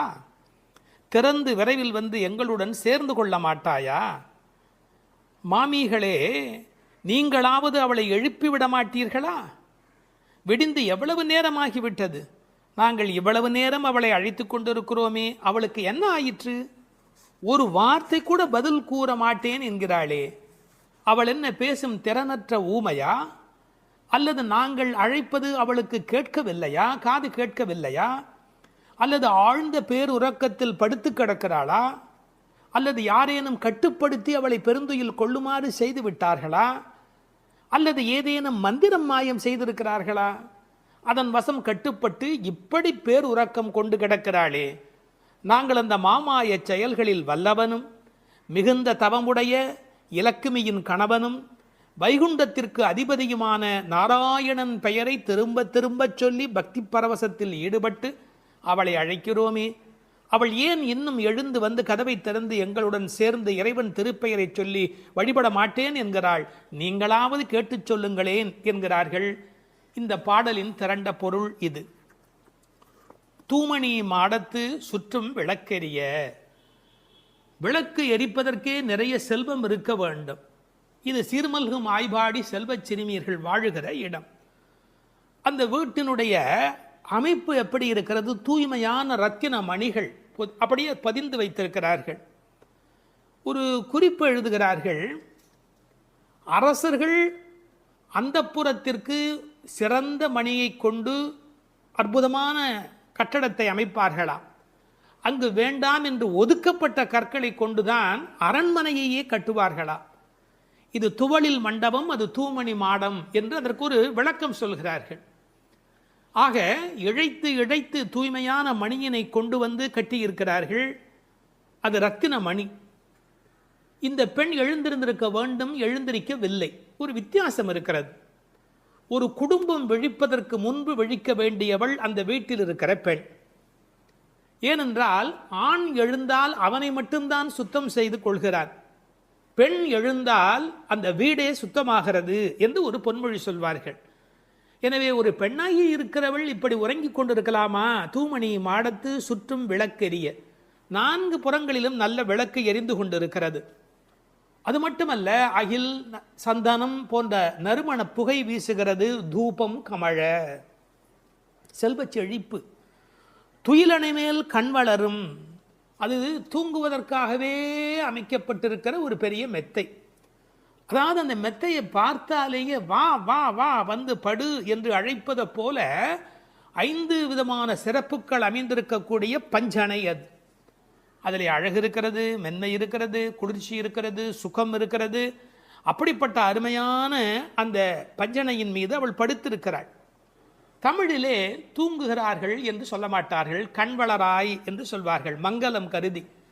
ஏன்னால் தூங்கிவிட்டார் என்றால் அமங்கலமாகிவிடுமே என்பதற்காக கண்வளராய் என்று சொல்லை பயன்படுத்துவது வழக்கம்.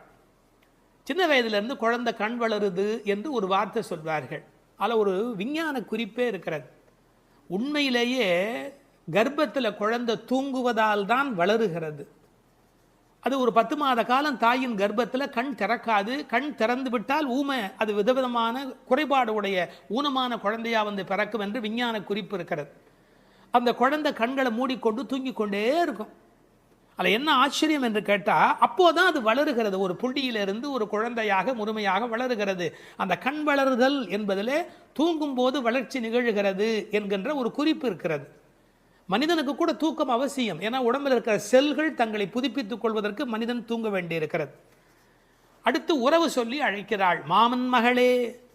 இவள் அந்தணகுல பெண் என்றாலும் ஆயர் குலமகளாக ஆகும் விருப்பத்தின் காரணமாக ஒரு சம்பந்தத்தை ஏற்படுத்திக் கொள்கிறாளாம். இதை உரையாசிரியர்கள் எழுதும்போது ஒரு அழகான வாக்கியமாக குறிப்பிடுகிறார்கள். திருவாய்ப்பாடியிலே ஒரு பிரகிருதி சம்பந்தம் தனக்கு உஜ்ஜீவன ஹேதுவாக ஆண்டாள் ஆசைப்பட்டபடி. அழகிய மணவாள பெருமாள் நாயனாருடைய வியாக்கியானத்திலே திருவாய்ப்பாடியிலே ஒரு பிரகிருதி சம்பந்தம் தனக்கு உஜ்ஜீவன ஹேதுவாக ஆண்டாள் ஆசைப்பட்டபடி மாமன் மகளே என்று உறவு சொல்லி அவள் அழைக்கிறாள். மணிக்கதவம் தாழ்த்திரவாய். அது உள்ளிருப்பது வெளியே தெரியும்படி அமைக்கப்பட்டிருக்கிற ஒரு வீடு. அவள் எப்படி தூங்குகிறாள் என்பது கூட வெளியே தெரிகிறது. அந்த கட்டில், அந்த மெத்தை, அந்த விளக்கு எரிகிறது. இந்த பாடலே மிக ரசமான ஒரு பாடல். திருப்பாவையில் 30 பாட்டு அழகு என்று சொன்னால் இந்த பாட்டுக்கு என்று தனியான ஒரு ரசனை உலகத்தில் தனியான ஒரு கூட்டமே உண்டு. மணிக்கதவம் தாழ்த்திரவாய், நீ வந்து திற. ஏன்னா எழுந்து வந்து திறக்கிற போது நாங்களா திறந்து கொண்டு உள்ளே வந்தால் அது மரியாதையாக இருக்காது ஒரு வீட்டுக்குள்ளே. நீ வந்து திற. ஆனால் அவள் அசைவதாக தெரியவில்லை. அவளுடைய அம்மா எழுந்து விட்டாள். அவள் மற்ற வேலைகள் பார்த்து கொண்டிருக்கிறாள். அதனால உறவு சொல்லி அவளை அழைக்கிறார்கள். மாமீர், அவளை எழுப்பீரோ?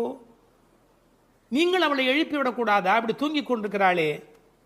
உன் மகள்தான் தன்னுடைய தோழியினுடைய தாயை பார்த்து சொல்கிறாள், உன் மகள்தான் ஊமையோ அன்றி செவிடோ. என்ன பொருள் தெரியுமா? பேச்சு வராதவர்கள் என்று பொருள் அல்ல. ஊமை என்ற சொல்லுக்கு இறை நாமம் சொல்லாதவர் என்று பொருள் என்று எழுதுகிறார். இறைவனுடைய நாமத்தை சொல்ல வேண்டிய சந்தர்ப்பத்தில் சொல்லவில்லை என்றால் பிறகு நாக்கிருந்து என்ன பையன்? பேசாத நாளெல்லாம் பிறவா நாளே என்பார்கள் அல்லவா? உண்ணா நாள் என்பது இந்த உலகத்தில் சாப்பிடாத நாள் அல்ல, உன்னை வணங்காத நாள் தான் உண்மையிலேயே உண்ணா நாள் என்று குறிப்பிடுவார்கள். ஊமையோ அன்றி செவிடோ என இறைவன் புகழ் கேளாத செவியென்ன செவியே என்று சிலப்பதிகாரம் பேசும். இந்த பெருமானுடைய புகழை நாங்கள் சொல்லுகிறோம், அவள் காதிருந்தும் கேட்கவில்லையே. நேற்று வரை நன்றாக பேசினாளே, இன்று என்ன ஊமையாகிவிட்டாளா? அழைப்பு அவள் காதில் போய் விழவில்லையா? அல்லது இரண்டுமே அவளுக்கு இணைந்து விட்டதா? சோம்பல் வயப்பட்டாளா? யாரேனும் மந்திரம் மாயம் செய்து விட்டார்களா? என்ன நடந்து விட்டது? ஊமையோ அன்றி செவிடோ மாமாயன் மாதவன் வைகுந்தன் என்றென்று நாமும் பலவும் நவின்றேலோர் எம்பாவாய் என மந்திர துயில் பட்டாளே. இப்படி அவள் பிடிவாதமான ஒரு தூக்கத்தில் போய் மாட்டிக்கொண்டு இருக்கிறாளே. நாங்கள் அழைக்கிறோம், எதை சொல்லி அழைக்கிறோம்? மாமாயன், மகா மாயையில் வல்லவனாகிய பெருமான். மாதவன் நம்முடைய சாதாரண தவம் அல்ல, எல்லா தவங்களுக்கும் அப்பாற்பட்ட பெரும்பொருள். அந்த தவத்தால் அடைய வேண்டியவன் கருணையினால் தானாகவே நம்மிடத்தில் வருவதால் அவன் மாதவன். வைகுந்தத்தில் இருக்கிறவன் என்றாலும் கருணை காரணமாக ஒவ்வொரு கோயிலிலும் அர்ச்சாவதாரத்தில் எழுந்தருளி இருக்கின்றவன். வைகுண்டபதி என்றாலும் இந்த பூமிக்கு கிடைக்கிறவன். வைகுந்தன் என்றென்று நாமும் பலவும் நவின்று. உண்மையிலேயே திருப்பாவையினுடைய நோக்கமே இறைவனுடைய நாமத்தை பல வகையில் சொல்வது. இறைவனுடைய நாமத்துக்கு மிகுந்த சக்தி அதிகம். கட்டிப்பொன் போலே அவன், பணிப்பொன் போலே திருநாமம் என்று உரை எழுதுவார்கள். அதாவது தங்கத்தில் ஒரு பெரிய கட்டி இருந்தால் கூட அதை வைத்துக்கொண்டு என்ன பண்ணுவது? ஆனால் பணிக்கப்பட்ட பொன், வளைக்கப்பட்ட பொன்னாக இருந்தால் அது பல சமயத்தில் ஆபத்துக்கு உதவும். ஒரு மோதிரமாக இருந்தால் அடகு கடையில் வைத்து கூட ஒரு ஆபத்திலேருந்து வெளியில் வரலாம். இறைவன் வைகுந்தத்திலே இருக்கிறான் என்று சொன்னால் கட்டிப்பொன் போலே, ஆனால் பணிப்பொன் போலே அவனுடைய திருநாமம், நாமம் பலவும். இன்னும் கூட நிறைய விளக்கங்கள் சொல்வார்கள். இறைவனுடைய நாமம் இறைவனை விட செல்வாக்கு உடையது என்று. ஒரு வங்கிக்கு போகிறோம், செக்கில் கையெழுத்து போட்டு கொடுத்தா நம்ம கையெழுத்துக்கு தான் அதிக பலம் இருக்குமே ஒழிய நாமே போய் நின்று கொண்டு பணம் கொடுன்னு கேட்டால் கூட கொடுக்கறதுக்கு யோசிப்பா. எப்படி கொடுப்பார்கள்? கையெழுத்துக்கு அவ்வளோ பெரிய சக்தி இருக்கிறது. அதுபோல் நாமும் இறைவனை காட்டிலும் வலிமை உடையது என்று ஒரு குறிப்பு சொல்வார்கள். ஒரு சின்ன வரலாறு. காஞ்சி மகா சுவாமிகள் உடல்நலக் குறைவு மாதிரி ஜுரத்தில் இருக்கிறார்கள். மருத்துவர் வர சொன்னார்கள். அவர் உடனே மருந்தெல்லாம் கொடுக்க வேண்டி இருக்குமோ என்ற எண்ணத்தில் அவர் வந்தார். உன்னை யார் இப்படிலாம் வர சொன்னா? நீ உட்கார், நான் இப்போ என்னுடைய டெம்பரேச்சர் எடுத்துக்கோ, விஷ்ணு சஹஸ்ரநாமம் சொல்ல போகிறேன், சொல்லி முடிச்சதுக்கப்புறம் டெம்பரேச்சர் எப்படி இருக்கு பார் அப்படின்னு சொல்லிட்டு விஷ்ணு சஹஸ்ரநாமம் சொல்லுவதற்கு முன்பு ஜுரம் இருந்தது. சொல்லி முடித்த பிறகு ஜுரம் இல்லவே இல்லை. உன்னை எதுக்கு தெரியுமா கூப்பிட்டேன்? மருந்து கொடுத்து தான் இதை காப்பாற்றணுங்கிறது இல்லை, விஷ்ணு சஹஸ்ரநாமம் சொன்னாலேயே ஜுரம் போயிடும்னு தெரிஞ்சுக்கோ என்று ஒரு செய்தி சொன்னதாக ஒரு வரலாறு உண்டு. அவனுடைய நாமம் எல்லா நோய்களையும் போக்கக்கூடியது. அந்த நாமம் பலவும் நவின்றேலோர் எம்பாவாய். அந்த நாமங்களை நாம் வாய் திறந்து பாடுவோம் என்பதாக இந்த பாட்டு நிறைவு பெறுகிறது. திருப்பாவை 7ஆம் பாடல். நாயக பெண் பிள்ளையை எழுப்புகிறார்கள். கீசு கீசென்று எங்கும் ஆனை சாத்தன் கலந்து பேசின பேச்சரவம் கேட்டிலையோ பேய் பெண்ணே, காசும் பிறப்பும் கலகலப்ப கைவேர்த்து வாசன் அருங்குடல் ஆய்ச்சியர் மத்தினால் ஓசைப்படுத்த தயிர் அரவம் கேட்டிலையோ நாயகப் பெண் பிள்ளாய் நாராயணன் மூர்த்தி, கேசவனைப் பாடவும் நீ கேட்டே கிடத்தியோ தேசமுடையாய் திரவேலோர் எம்பாவாய். எங்கள் குழுவுக்கு தலைவியானவளே, நல்ல அழகுடையவளே, கீசு கீசென்று ஆனைச்சாத்தன் பறவைகள் ஆணும் பெண்ணுமாய் தமக்குள் இன்பமாய் பேசிக்கொள்ளும் பேச்சு உன் காதில் விழவில்லையா? பொழுது விடிந்ததை அறியாமல் பேய்த்தூக்கம் தூங்குகிறாயே. நறுமணம் பொருந்திய குழல்களை உடைய ஆயர் மகளிர் அச்சுத்தாலியும் ஆமைத்தாலியும் ஒலிக்கும்படி தமது கைகளை மாற்றி மாற்றி மத்தினால் தயிர் கடையும் பெரிய ஒலி உன் காதில் விழவில்லையா? உயிர்களின் உள்ளும் புறமும் நிறைந்துள்ள நாராயணன், அழகிய வடிவை உடையவன், நமது ஆயர்பாடியில் கண்ணனாக வந்து தன்னை கொல்ல வந்த கம்சன் விடுத்த கேசி என்ற அரக்கனை கொன்று கேசவன் என்று பெயர் பெற்றவன். அவனது புகழை இந்த மார்கழி விடியற்காலையில் நாங்கள் பாடி வருவதை காதால் கேட்டும் கேளாதது போல் படுக்கையில் கிடக்கிறாயே. இது உன் பெருமைக்கு அழகல்ல, எழுந்து கதவை திற. இது பாடலின் திரண்ட பொருள். கரிச்சான் குஞ்சு, கரிக்குருவி, வலியன், செம்போத்து என்றெல்லாம் அழைக்கப்படுகிற அந்த குருவிகள் ஆனைச்சாத்தன் என்ற பெயருடையவை. அவை ஒன்றோடு ஒன்று கலந்து பேசுகிற போது கீசு கீசு என்று ஒலி எழுப்புகின்றன. பறவைகளுடைய ஒலி கிசு கிசு என்று இருந்தாலும் அது கிருஷ்ண கிருஷ்ண என்று சொல்லுவதைப் போல பக்தர்கள் காதில் விழுகிறது. ஒரு இயற்கை ஒலியை பாடலில் கொண்டு வந்து காட்டுகிறார் ஆண்டாள் நாச்சியார். இயற்கை எழிலை முழுமையாக படம் பிடிக்கிறார். ஏன்? Nature is the body language of the god the almighty. கடவுளின் உடல் மொழி எது என்று கேட்டால் இயற்கைதான் கடவுளின் உடல் மொழி. இந்த உலகம் பல சப்தங்களால் ஆனது. ஆனால் நமக்கு எந்த சப்தம் வேண்டுமோ அதைத்தான் நாம் கிரகித்துக் கொள்கிறோம். நமக்குரிய சப்தத்தை பிரித்தெடுப்பதுதான் வாழ்க்கையின் சூட்சமமே. வானொலி பெட்டியில் பாருங்கள், விதவிதமான அலைவரிசையில் பாடல் வரும், நாடகம் வரும், எத்தனையோ வரும், விளம்பரம் வரும். நீங்கள் எதை பிரித்து கேட்கிறீர்களோ அதுவே உங்களுக்குள் போகிறது. அதுபோல் பிரபஞ்சம் முழுவதும் பல்வேறு சப்தத்தால் நிறைந்திருந்தாலும் அவரவர்கள் அவரவருக்கு உரிய சப்தத்தை தான் எடுத்துக்கொள்ள முடியும். இந்த ஆனைச்சாத்தன் கலந்து பேசின பேச்சரவம் என்கிறாள். கணவன் மனைவி கூட பல வீட்டில் கலந்து பேசுவது இல்லை. ஆனால் இந்த பறவை பட்சிகளுடைய பண்பாடு காலையில் எழுந்தவுடன் மகிழ்ச்சியை வெளிப்படுத்துகின்றன. மனிதன் காலையில் எழுகிற போது மகிழ்ச்சியோடு எழ வேண்டும். நேற்று இரவு தூங்கினோம், அது ஒரு பெரிய விஷயம். இன்று காலை உயிரோடு எழுந்திருக்கிறோம், அதுவும் பெரிய விஷயம். அதனால் மகிழ்ச்சியோடு அந்த மகிழ்ச்சியை கடவுளுக்கு நன்றி சொல்வதைப் போல பறவை பட்சிகள் சப்தஜாலம் எழுப்புகின்றன. அவை பேசின பேச்சரவம் என்று ஒரு வார்த்தை பயன்படுத்துகிறார். பேச்சு என்பது தெளிவானது, அரவம் என்பது ஒலியை குறிப்பது, ஓசையை குறிப்பது. பெரிய சப்தத்துக்கு அரவம் என்று பொருள் வரும். இவர்கள் தனித்தனியாக பேசுகிறார்கள், மொத்தமாக கேட்கிற போது சப்தம் மட்டும்தான் கேட்கிறது. எதையுமே கூட்டமாக குழப்பிக்கொண்டால் நமக்கு புரிய போவதில்லை. கூர்ந்து தனியாக கவனித்தால்தான் பேச்சு கிடைக்கும், இல்லை என்றால் அரவம் தான் கிடைக்கும். பேசின பேச்சரவம் கேட்டிலையோ பேய்ப்பெண்ணே. இந்த பாடல்ல மோனை பேசின பேச்சரவம் கேட்டிலையோ பேய் பெண்ணே, அந்த பகரம் மோனையாக அமைந்திருப்பது ஒரு பெரிய அழகு. நீங்கள் உண்மையில் நல்ல விழிப்பில் இருந்தால், காலையில் மகிழ்ச்சியாக இருந்தால், பறவைகளின் குரல் மட்டுமல்ல, அவை தங்கள் சிறகுகளை சிலுசிலுப்பதை கூட நம்மால் கவனிக்க முடியும். அப்படி இவர்கள் அந்த ஆனைச்சாத்தனுடைய ஒலியை கேட்டு மகிழ்கிறார்கள். முதலிலே ஒன்னிரண்டு ஒலி எழுப்பியது, அதனால் கேட்கவில்லை என்று இந்த உள்ளே படுத்திருக்கிறவள் சொல்ல முடியும். அடி ஒன்று ரெண்டு அல்ல, இப்போது அரவம் பெரிதாக கூச்சல் போடுகிறதே, உனக்கு புரியவில்லையா என்ற அர்த்தத்தில் பேசின பேச்சரவம் என்றார்கள். இவள் உறக்கத்தை பேய்ப்பெண்ணே, பேய்போல் தூங்குகிறாயே என்று கேட்கிறார்கள். உண்மையிலே பேயாய் அலைகிறான் என்றுதான் சொல்வார்களே ஒழிய பேயாய் தூங்குகிறான் என்று சொல்ல மாட்டார்கள்.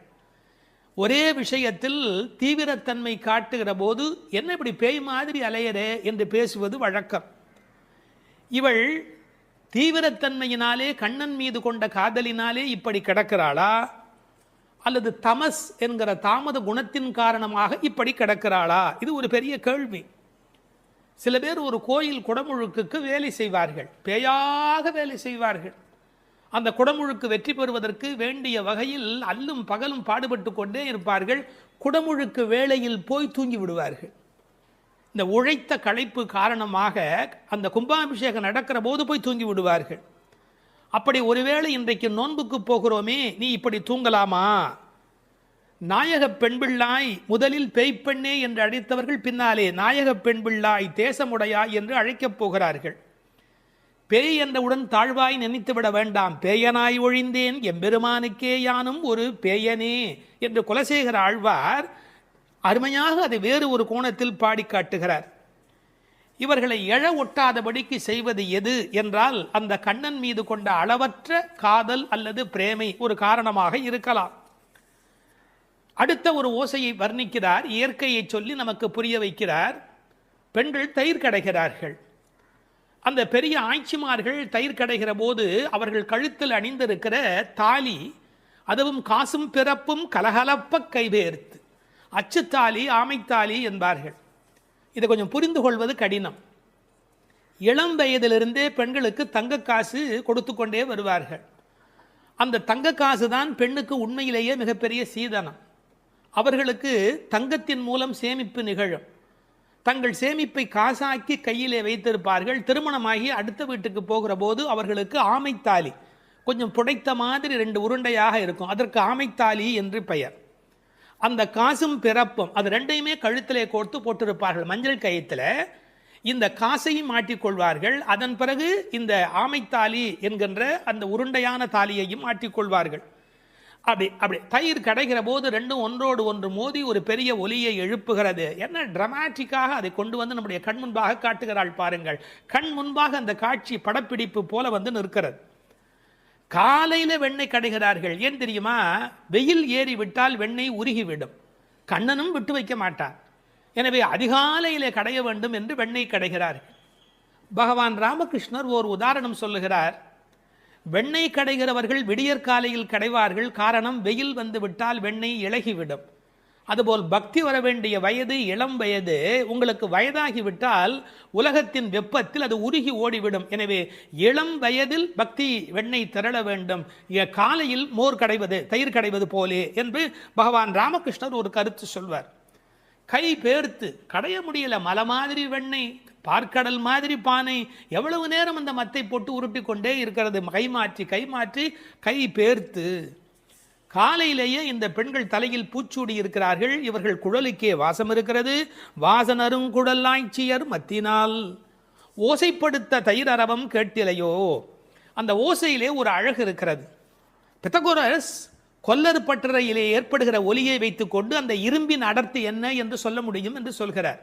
அடர்த்தியான இரும்பு வர வர அதை தட்டுகிற அந்த ஒலி ஓசை மாறிக்கொண்டே போகும் என்று சொல்லுகிறார்.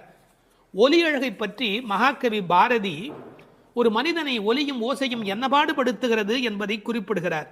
காணப்பறவை கலகலமெனும் ஓசையிலும், காற்று மரங்களிடை காட்டும் இசைகளிலும், ஆற்று நீரோசை அருவி ஒலியினிலும், நீலப் பெருங்கடல் என் நேரமுமே தான் இசைக்கும் ஓலத்திடையே உதிக்கும் இசையினிலும், மானுட பெண்கள் வளரும் ஒரு காதலினால் ஊனுருக பாடுவதில் ஊரிடும் தேன் வாரியிலும், ஏற்ற நீர்ப்பாட்டின் இசையினிலும், நெல்லிடிக்கும் கோற்றொடியார் குக்குவென கொஞ்சம் ஒலியினிலும், சுண்ணம் இடிப்பாதம் சுவை மிகுந்த பண்களிலும், பண்ணை மடவார் பழகு பல பாட்டினிலும், வட்டமிட்டு பெண்கள் வளைக்கரங்கள் தாமொலிக்க கொட்டி இசைத்திடுமோர் கூட்டமுத பாட்டு கோரஸ் கூட்டமுத பாட்டினிலும், வேயின் குழலோடு வீணை முதலாம் மனிதர் வாயினிலும், கையாலும் வாசிக்கும் பல்கருவி நாட்டினிலும், காட்டிலும் நாளெல்லாம் நந்தொலிக்கும் பாட்டினிலும் நெஞ்சை பறிகொடுத்தேன் பாவினான் என்று மகாகவி பாரதி பாடுகிறார். இசையினுடைய வலிமை அது. அப்படி ஓசைப்படுத்த தயிரரவம் கேட்டிலையோ. நாயகப் பெண் பிள்ளாய் நீ எங்கள் தலைவியாயிற்றே. நாராயணன் மூர்த்தி எப்பேற்பட்ட வலிமையுடையவன், எப்பேற்பட்ட பெருமையுடையவன் எம்பெருமான். அந்த எம்பெருமான் திருப்பெயரையும் கல்யாண குணங்களையும் பேசுவதுதான் பாசுரத்தினுடைய நோக்கமே. கேசி என்கிற ஒரு அரக்கனை வென்றவன், அதனால் கேசவன் என்கிற பெயரை பெற்றவன். கேசவனை பாடவும் நீ கேட்டே கிடத்தியோ. ராமாவதார காலத்திலே கரதூஷண வதம் முடிந்தவுடனே சீதை ஓடி வந்து கட்டிக்கொள்ளுகிறாள். அப்படி கேசிவதம் நிகழ்ந்தது என்று சொன்ன உடனே நீ கண்ணனை கட்டிக்கொள்வதற்கு எழுந்து வருவாய் என்று பார்த்தால், நல்லவேளை கண்ணனுக்கு ஆபத்து இல்லை என்று நெஞ்சை பிடித்து கொண்டு தூங்குகிறாயா? கேசவனை பாடவும் நீ கேட்டே கிடத்தியோ. கேசமுடையாய், இதான் பெண்களுடைய இயல்பு. எவ்வளவுதான் பெண்கள் மாறினாலும் அடுத்த பெண்ணினுடைய கூந்தல் எவ்வளவு நீளம் என்பதை பற்றி யோசிப்பார்கள். கேசமுடையாய் திரவேலோர் எம்பாவாய் என்று இந்த பாசுரம் நிறைவு பெறுகிறது. ஒரு சிறு திருத்தம். தேசமுடையாய் என்றும் ஒரு பாடம் உண்டு. கேசமுடையாய் என்பதை விட தேசமுடையாய் என்ற பாடல் வரியிலே பொருள் ஆழம் சுவை கூடுதலாக இருக்கிறது என்று கருதுவதற்கு இடமுண்டு. காரணம், அவள் அழகான கூந்தலை உடையவள் என்ற பொருளிலே 1-2 பதிப்புகளிலே கேசமுடையாய் என்கிற பாடம் இருக்கிறது. ஆனால் தேசமுடையாய் என்ற சொல்லுக்கு பொருள் ஒளியுடையவளே என்பது பொருள். ஒரு பெண்ணை வர்ணிக்கிற போது ஒளிதான் பிரதானம், பொன்னின் ஒளி பூவின் வெறி என்று சீதா பிராட்டியாரை கவி சக்கரவர்த்தி கம்பன் வர்ணிக்கின்றார்.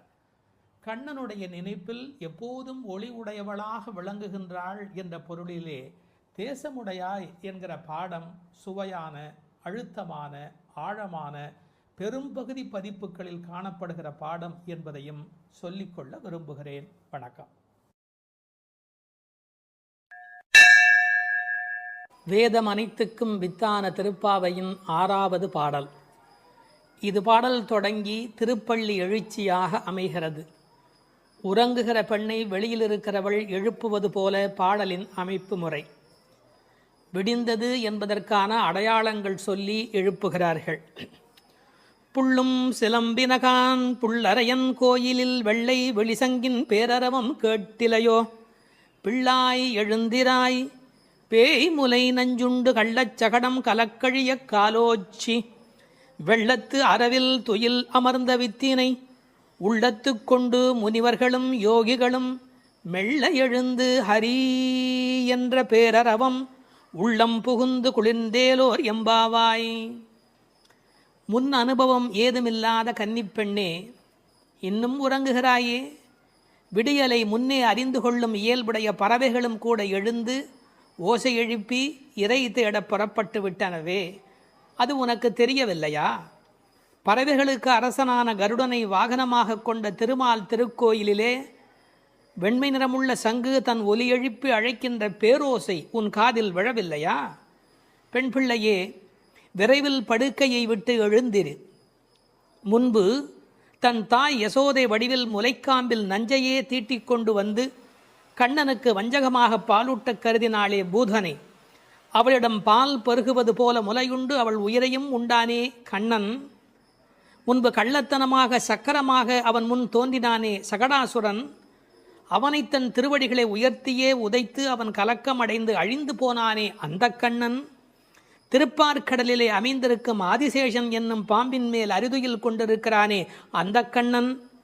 இவ்வுலக உற்பத்திக்கு மூல காரணமான அந்த கண்ணனை தம் உள்ளத்திலேயே இடைவிடாது தியானித்து கொண்டிருக்கும் முனிவர்களும், இறைவனை எளிதில் அடையும் யோகம் போன்ற உபாயங்களையும் செய்து கொண்டிருக்கும் யோகியர்களும் அலுங்காது அசையாது மெதுவாக நிதானமாக எழுந்து ஹரி ஹரி என்று திருமாலை எண்ணிப்பாடும் பேரோசை உன்னுடைய காதுகளில் கேட்கவில்லையா? ஆனால் இவ்வோசைகள் எல்லாம் எங்கள் செவி வழி புகுந்து உள்ளத்திற்கு குளிர்ச்சி தருகின்றனவே. இந்த அனுபவத்தை எங்களுடன் பகிர்ந்து கொள்வதற்காகவாவது நீ எழுந்து வரமாட்டாயா? இது பாடலின் திரண்ட பொருள். புள்ளும் சிலம்பினகான் புள்ளரையன் கோயிலில். புள்ளும் சிலம்பினகான் என்பது இயற்கையின் அழைப்பு. காலையிலே பறவைகள் ஒலி எழுப்புகின்றன. இதில் புள்ளும் என்றால் அந்த உம்மை சிறப்பு உம்மை. காலை பொழுது எப்படி விடுகிறது என்றால் கோழி கூவுது என்று ஒரு வார்த்தை சொல்வார்கள். மனித வாழ்க்கை இயற்கையோடு கலந்து நிற்கக்கூடிய தனித்த சிறப்புடையது. அது காலையில் இறை தேடுவதற்கு புறப்படுவதற்கு முன்பாக ஒலி எழுப்பி அதன் பிறகு புறப்படும். இறை தேடும் போதே இறை தேடு என்பதுதான் மனிதனுக்கும் விலங்குக்கும் இருக்கிற வித்தியாசம். அதனால் இறை தேடி அது எழுப்புகிற ஒலியை கேட்ட மாத்திரத்தில் இறை தேடி வல்லினரா இறை தேடி நாம் அந்த பெருமானை நினைக்க வேண்டாமா என்ற அர்த்தத்தில் புள்ளும் சிலம்பின என்றாள். தமிழிலே சிலம்புதல் என்றால் ஒலி எழுப்புதல் என்று பொருள். அதிகாலை எழுவதை மனிதன் பறவைகளிடமிருந்து கற்றுக்கொண்டான் என்கிறார்கள். அது மட்டுமல்ல, பறவைகள் மனிதனுக்கு எச்சரிக்கை உணர்வை ஊட்டக்கூடிய ஒரு அடையாளம். ஒரு காலத்தில் காடுகளில் மனித இனம் வாழ்ந்த காலத்தில் பதுங்கி வரும் பாய்ச்சல் மிருகங்கள் குறித்து எச்சரிக்கை ஒலி எழுப்பும் இயல்பு பறவைகளுக்கு உண்டு. எனவே பறவைகளின் ஒலியை பார்த்து வருகிற நன்மை தீமைகளை மனிதன் உணர்கிற பழக்கம் அன்று தொட்டிருந்திருக்கிறது. எனவே வெளியில் விடுகிற விடியலுக்கு அடையாளமாக சொன்னாலும் பறவை ஒலிக்கும் மனித இனத்துக்கும் சம்பந்தம் இருக்கிறதே. புள்ளும் சிலம்பினகான். புல் அரையன் கோயில், பறவைகளுக்கெல்லாம் தலைவன் கருடன். அந்த கருடன் கோயிலிலே, அதாவது திருமாலுடைய திருக்கோயிலிலே சங்கு ஒலி எழுப்பி அழைக்கிறார்களாம். வெள்ளை வெளிசங்கின் பேரரவம் கேட்டிலையோ. வெள்ளை வெளிசங்கு அது ரொம்ப தூய்மையான சங்கு. வெறும் நிறம் மட்டுமல்ல, அது எல்லா வகையிலுமே தூய்மையுடைய ஒன்று, வெண்மையுடைய ஒன்று. அது அழைப்பதற்காகவே பயன்படுத்தப்படுவதாலே வெளிசங்கு கோயிலிலே நடை திறந்து விட்டது. மக்கள் வரலாம் என்பதற்கான அறிவிப்பு சங்கொலியின் மூலம் அந்த ஊருக்கு தெரிவிக்கப்படுகிறது. எனவே கோயில் அழைப்பு வந்துவிட்டதே, நீ எழுந்திருக்க வேண்டாமா? பேரறவும் கேட்டிலையோ? பறவையின் சப்தம் கூட சின்ன சின்னதாக போயிருக்கலாம். இது எத்தனை பெரிய ஒலி, சங்கு ஒலி எழுப்புகிறார்களே, ஊருக்கே கேட்க வேண்டும் என்று எழுப்புகிறார்களே, உனக்கு தெரியவில்லையா? சங்குக்கும் ஆண்டாளுக்கும் இடையில் இருக்கிற தொடர்பு நாச்சியார் திருமொழி நன்கு படித்தவர்களுக்கு தெரியும். கற்பூரம் நாருமோ, கமலப்பூ நாருமோ, திருப்பவளச் செவ்வாய்தான் தித்தித்திருக்குமோ, மறுப்பொசித்த செங்கண்மால் வாய்ச்சுவையும் நாற்றமும் விருப்புற்று கேட்கின்றேன், சொல்லாழி வெண்சங்கே என்று சங்கரை பாராட்டி மகிழ்ந்தவள் ஆண்டாள் நாச்சியார். எனவே வெள்ளை வெளிசங்கு, அதற்கு என்ன பெருமை என்றால் ஓங்கார ஒலி எப்போதும் சங்கிலே காதில் வைத்தால் கேட்டுக்கொண்டே இருக்கும். நமக்கு ஒரு ஆச்சரியம், கண்ணனாகிய கடவுள் குடியிருக்கிற ஊரில் வேறு ஒரு கோயிலா? கோயில் அழைப்பு என்றால் ராமாயணம் படிக்கிற போது ராமன் நாராயணனை போய் வணங்கி வந்த செய்தி இருப்பதைப் போல கண்ணன் ஊரிலும் திருமால் கோயில் இருந்திருக்கிறது. இதில் புறவிடியல் பற்றி பேசினாலும் உண்மையில் அகவிடியலை பற்றி நாம் சிந்திக்க கடமைப்பட்டிருக்கிறோம். இதெல்லாம் காலை நேரத்து அடையாளங்கள். ஆன்மீக விடியல் என்பது ஏற்பட வேண்டும் என்றால் அறியாமை, இருட்டு போக வேண்டும். நீங்கள் இருட்டை விரட்டிவிட முடியுமா? இந்த உலகத்தில் என்ன முயன்றாலும் இருட்டை விரட்ட முடியுமா? ஒரே ஒரு வேலை இருக்கிறது, ஒரு வெளிச்சத்தை நிறுவுவதுதான் மனிதன் செய்ய வேண்டிய வேலை. எல்லாரும் உட்கார்ந்து கொண்டு இருட்டே போ, இருட்டே போ, இருட்டே போ என்றால் போகாது. ஆனால் ஒரு விளக்கை ஏற்றி வைத்தால் இருட்டு காணாமல் போய்விடும். அதுபோல் நம்முடைய அஞ்ஞானம், அறியாமை என்ற மன இருள் நீங்க வேண்டுமென்றால் நாராயணன், இறைவன், பரம்பொருள் என்ற ஒற்றை விளக்கு நமக்கு போதுமானது. அதை சொல்லிவிட்டு பிள்ளாய் எழுந்திராய் என்கிறார். பெண் பிள்ளைகளை ஏ பிள்ளை என்று அழைப்பது தமிழ் மண்ணிலே இருக்கிற ஒரு மரபு. என்ன பிள்ளை இப்படி பேசிக்கிட்டே இருக்கிறியே அப்படிம்பாங்க. அது சிறு பிள்ளைகளை சொல்லுகிற வழக்கம் உண்டு. பிள்ளாய் எழுந்திராய். இந்த பிள்ளாய் என்பதில் இருக்கிற அழகு, சிறுபிள்ளைத்தனமாக நடந்து கொள்கிறாயே. உனக்கு கோயிலுக்கு வந்து முன் அனுபவம் இல்லையா? இந்த சபரிமலைக்கு போகிற போது கன்னிசாமி என்று அழைத்து கொண்டு போவார்கள். எல்லாரும் எழுந்திருக்கிற நேரத்தில் அவர் எழுந்திருக்க மாட்டார், அந்த முறையாக பூஜையில் கலந்து கொள்ள மாட்டார். கன்னிசாமி அவருக்கு விவரம் தெரியல என்று எல்லோரும் சொல்வார்கள். இந்த பிள்ளை எழுந்திருக்கவில்லை, பிள்ளாய் எழுந்திராய் என்றார். அவள் எழுந்திராமைக்கு காரணம் சோம்பல் மட்டுமல்ல, சோம்பலை தாண்டி இன்னொன்றும் இருக்கலாம். என்ன? கிருஷ்ண மயக்கம் என்றும் காரணமாய் இருக்கலாம். மிக முதிர்ந்த நிலை ஒரு காரணமாய் இருக்கலாம். அவளுக்கு அதிர்ச்சி உண்டாகும்படியாக எழுப்புவதற்கு உரிய கண்ணபெருமானுடைய வரலாறுகளை சொல்லுகிறார்கள்.